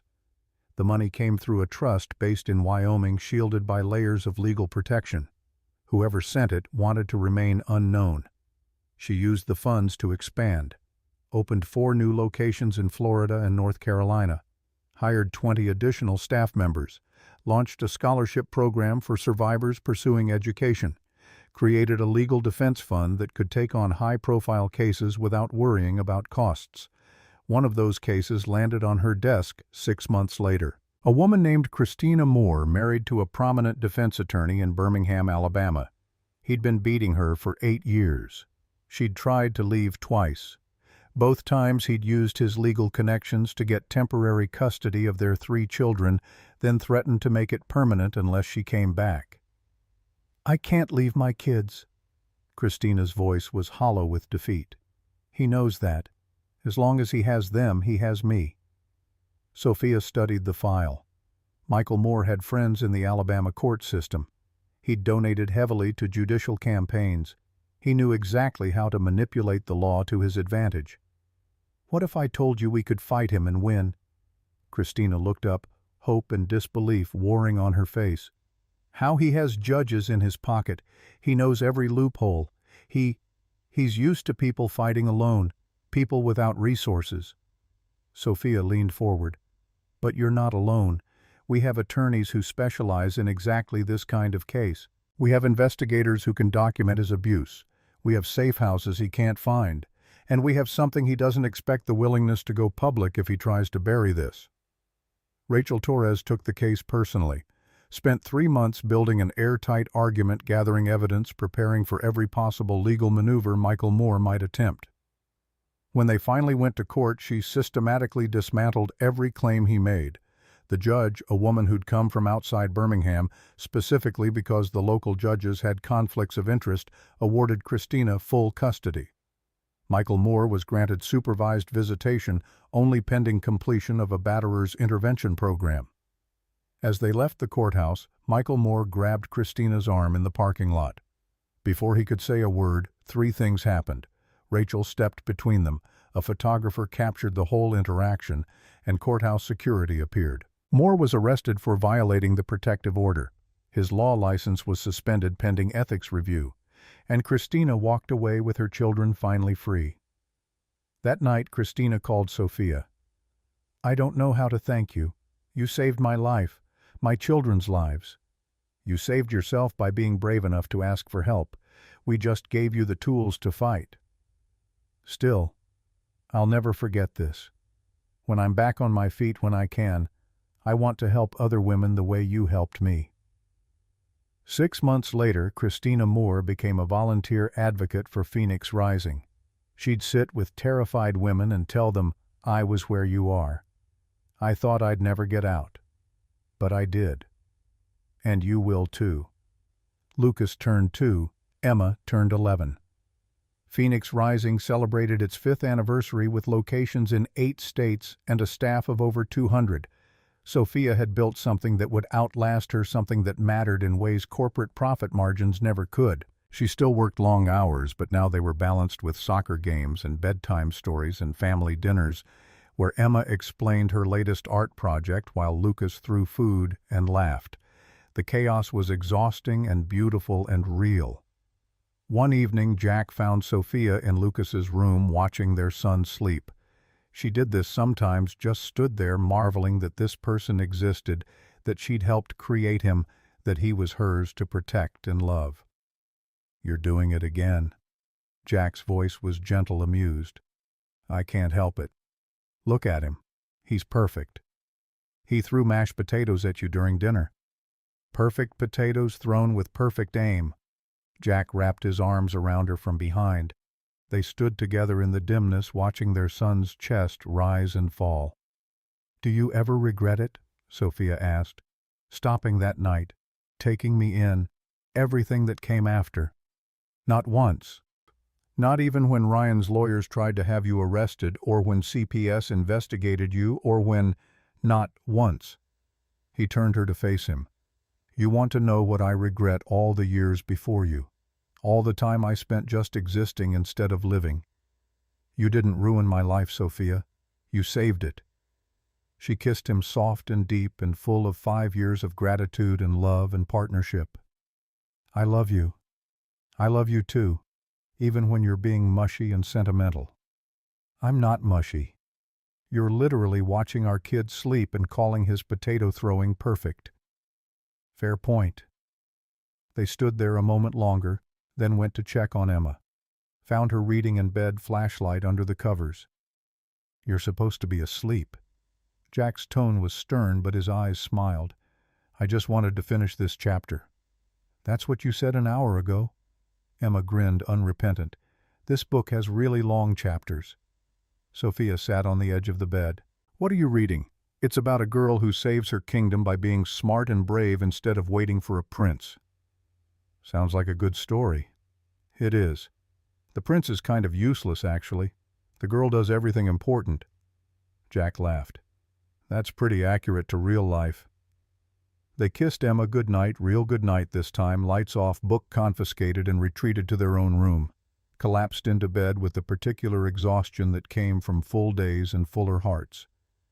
"We should take a vacation." Jack's voice was muffled by his pillow.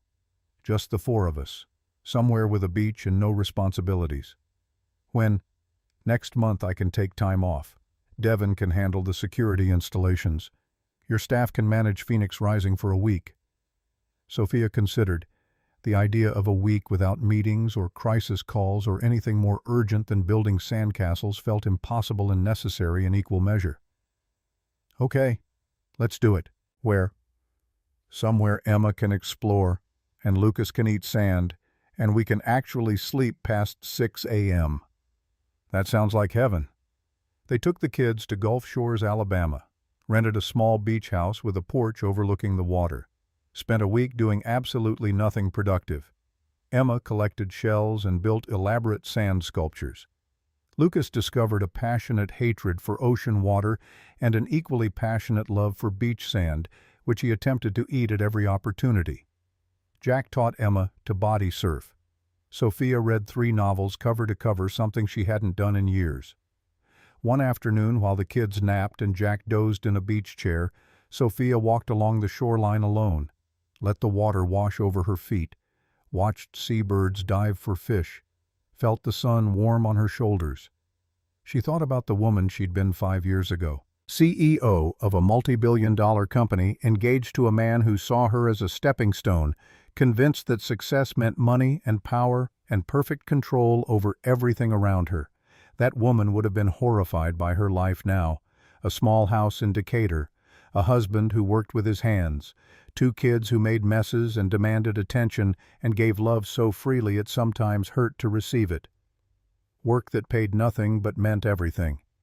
That woman would have called this failure, giving up the empire for domesticity, choosing purpose over profit, building something that helped others instead of enriching herself.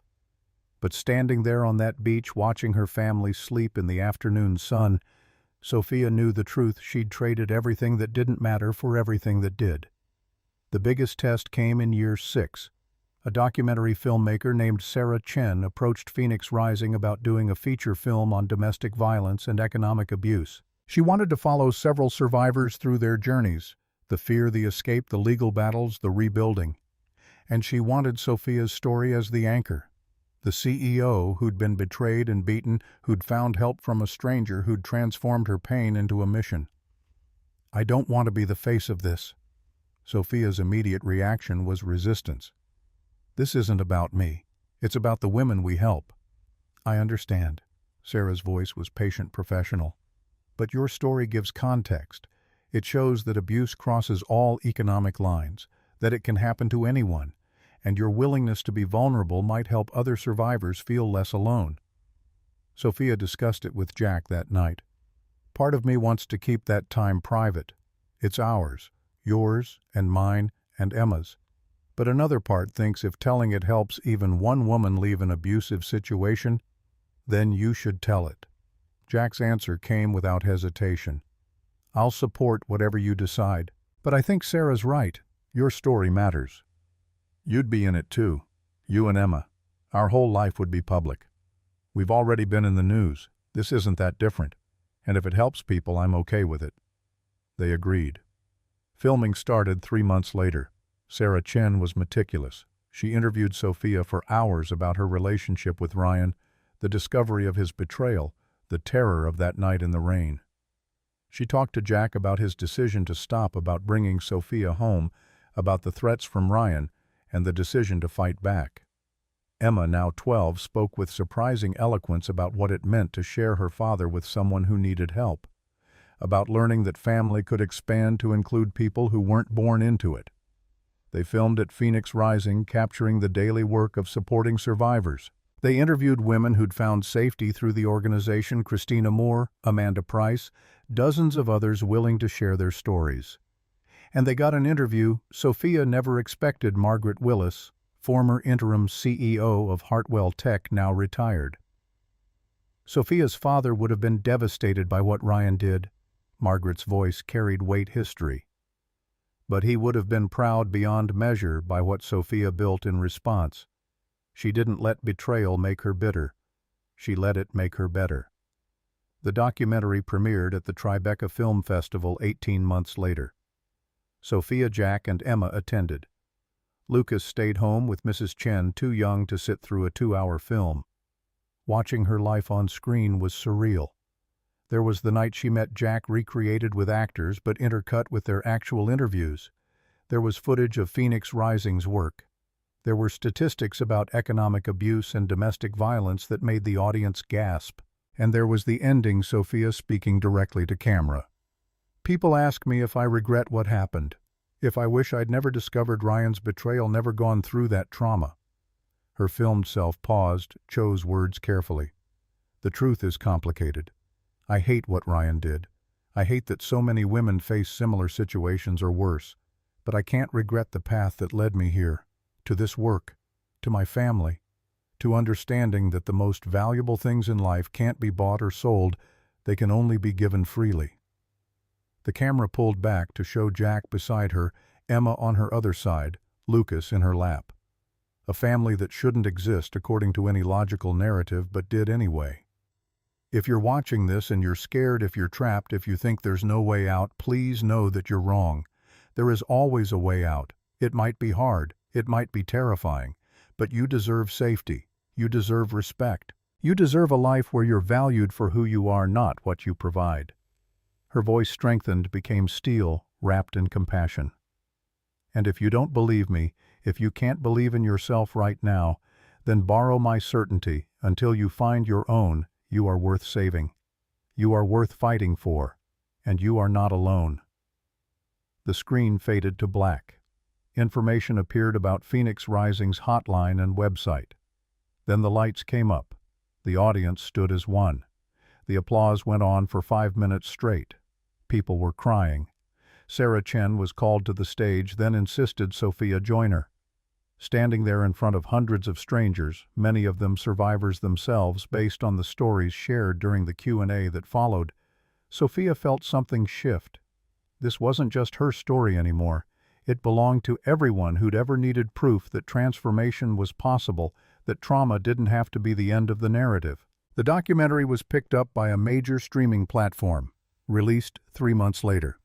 Within the first week, Phoenix Rising's hotline received 10,000 calls. Donations flooded in. Women reached out from every state saying the same thing: "I thought I was alone.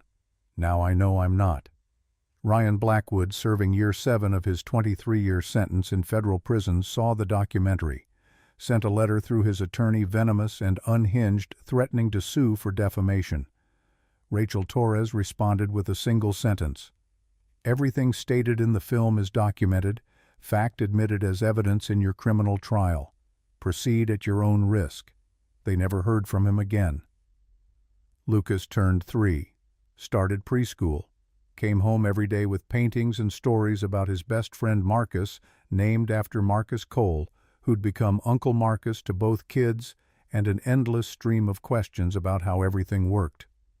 Emma entered high school, started talking about college, about studying social work or law so she could help people like her mama Sophie did. She volunteered at Phoenix Rising on weekends, playing with younger kids while their mothers met with advocates. And Sophia found herself in a place she'd never imagined existed. Not perfect, still hard, still filled with struggles and doubts and days when exhaustion won. But fundamentally right. She'd walk into Phoenix Rising and see women finding their strength. She'd come home to chaos and laughter and a husband who still looked at her like she hung the moon. She'd tuck her kids in at night and feel grateful for a life built on connection instead of conquest. One evening 10 years after that rainy night, Sophia and Jack sat on their back porch while the kids played in the yard. Lucas was trying to teach Emma's old stuffed rabbit Daisy to do a somersault. Emma was sketching the sunset, her talent for art having evolved into something remarkable. "Do you remember what I said that first night?" Jack's voice was quiet, reflective. "About not being able to offer you much. Small house, old truck, job that paid the bills." Sophia smiled. "I remember. I was wrong. I had everything to offer. I just didn't know it yet." "What do you mean?" "I could offer you what you actually needed, not a penthouse or designer clothes or corporate power. Just," he gestured at the yard, the kids, the life they'd built. "This. A place to belong. People who see you. Love that doesn't come with conditions or contracts." Sophia leaned into him. "You gave me a chance to start over, to figure out who I was when nobody was watching, when I didn't have to perform or produce or prove anything. You gave me permission to just be." "You gave me that too. After Sarah died, I was so locked down. Couldn't feel anything except responsibility and grief. You thawed something in me I thought was frozen forever." They sat in comfortable silence watching their children. Lucas had given up on the somersault and was now having an elaborate conversation with Daisy about space travel. Emma had set down her sketchbook and was taking photos of her brother with an old camera Jack had found at a thrift store. "I love our life." Sophia's voice held wonder, like she was still surprised by the truth of it. "I love the chaos and the noise and the fact that our house is never clean, and Lucas puts his shoes on the wrong feet every single time. I love that you leave coffee cups everywhere and Emma hides books in the weirdest places, and we can never find matching socks." She turned to look at him. 10 years ago, I thought love meant finding someone who completed me. But you didn't complete me. You gave me space to complete myself. And that's so much better." Jack kissed her forehead. "For someone who claimed she wasn't good with words, you sure know how to land a line. I learned from the best, from the—" "Marcus. Obviously." They laughed. Lucas heard them and came running over Daisy, dragging behind him. "Mama, Daddy, watch this." He proceeded to do a cartwheel that was more flail than gymnastics, landed on his bottom in the grass, jumped up with his arms raised like he'd stuck a perfect landing. That was amazing. Sophia's enthusiasm was genuine despite the complete lack of actual cartwheel technique. "I'm going to be in the Olympics." "Absolutely you are." Emma joined them, camera around her neck. "Can we have ice cream? Please, I'll do the dishes." "You'll do the dishes anyway. That's your chore." But Jack was already standing, heading toward the house. "What flavor?" "Chocolate. Vanilla. Coffee," Sophia called. "We don't have coffee ice cream." "Then I guess someone needs to go to the store." Jack looked at his watch. "Store closes in 20 minutes. Better hurry." He grabbed his keys, kissed Sophia quickly. "You're lucky I love you." "I know." He left. Emma went back to her photography. Lucas demanded another audience for his Olympic training. Sophia sat on the porch steps watching it all, this beautiful, ordinary chaos that was her life now. Her phone buzzed. Text from an unknown number. "Ms. Rivers. My name is Jennifer. I saw your documentary. I need help. Please." Sophia typed back. "Where are you right now?" The response came fast. "Public library. Downtown Atlanta. He doesn't know I'm here. Stay there. I'm sending someone to get you. You're safe now." She called the emergency hotline, dispatched an advocate to the library, made sure Jennifer would be taken to a safe house and connected with legal support. Then she sat back down and watched her son do terrible cartwheels while her daughter captured it all on film. Jack would be back soon with ice cream. They'd eat it on the porch while Lucas got more on his face than in his mouth. Emma would tell them about her day in elaborate detail. The evening would drift into bedtime routines and stories and the particular exhaustion of parenting. And tomorrow, Sophia would go to Phoenix Rising and help Jennifer start over, just like Jack had helped her start over a decade ago. The cycle would continue, breaking and rebuilding until more women were safe, more children were protected, more families found their way to wholeness. She thought about the woman she'd been at 34, brilliant and broken and convinced that success meant never needing anyone. That version of Sophia would be horrified by this life, the mess, the lack of prestige, the way her greatest accomplishment wasn't corporate but human. But that version of Sophia had been dying, slowly suffocating under the weight of perfection and isolation. This version, scarred and stretched and stronger than she'd ever been alone, this version was truly alive. Jack's truck pulled back into the driveway. He climbed out with a grocery bag, grinning. "They had coffee ice cream." "You're the best husband in the world." "I know." He settled beside her on the steps, handed her the pint and a spoon. They ate directly from the container while the kids played the sunset and the ordinary magic of their life continued. Sometimes the greatest fortune isn't what you accumulate, Sophia thought. It's what you're willing to let go of to find what actually matters. And sometimes salvation doesn't come from having all the answers. It comes from a stranger who stops his truck in the rain and decides that you, broken, bleeding, desperate, are worth saving. She'd spent her whole life building empires. Turned out the only kingdom that mattered was the one she'd built here, a home full of love, a purpose full of meaning, and the freedom to be imperfect and human and enough. "What are you thinking about?" Jack asked. "Everything. Nothing. How much I love this." She gestured broadly at the yard the house him. "How grateful I am that you didn't drive past me that night." "Best decision I ever made." "Mine too. Falling into that road." "You didn't fall. You ran. You saved yourself." "No." Sophia met his eyes. "I survived. You saved me. There's a difference. Then we saved each other." "Yeah." She smiled. "We did." Lucas came racing over, grass-stained and sweaty and grinning. "Can I have ice cream now?" "Sure, buddy. Go wash your hands first." He ran inside, leaving a trail of shoes and socks. Emma followed more sedately, already planning her next photo project. Jack and Sophia sat on the porch a moment longer, savoring the quiet before the chaos of ice cream and bedtime descended. I love you." The words came simultaneously from both of them. They laughed. "Jinx!" Sophia's smile was pure joy. "I'm not playing, Jinx. We're too old for that." "Speak for yourself." Jack stood, pulled her to her feet. "Come on. Let's go feed our children frozen dairy products and pretend we have our lives together." "We do have our lives together." "We really don't. But that's okay." They walked inside, hand in hand, into the noise and mess and beautiful imperfection of the life they'd built from the ashes of who they used to be. And it was enough. More than enough. It was everything.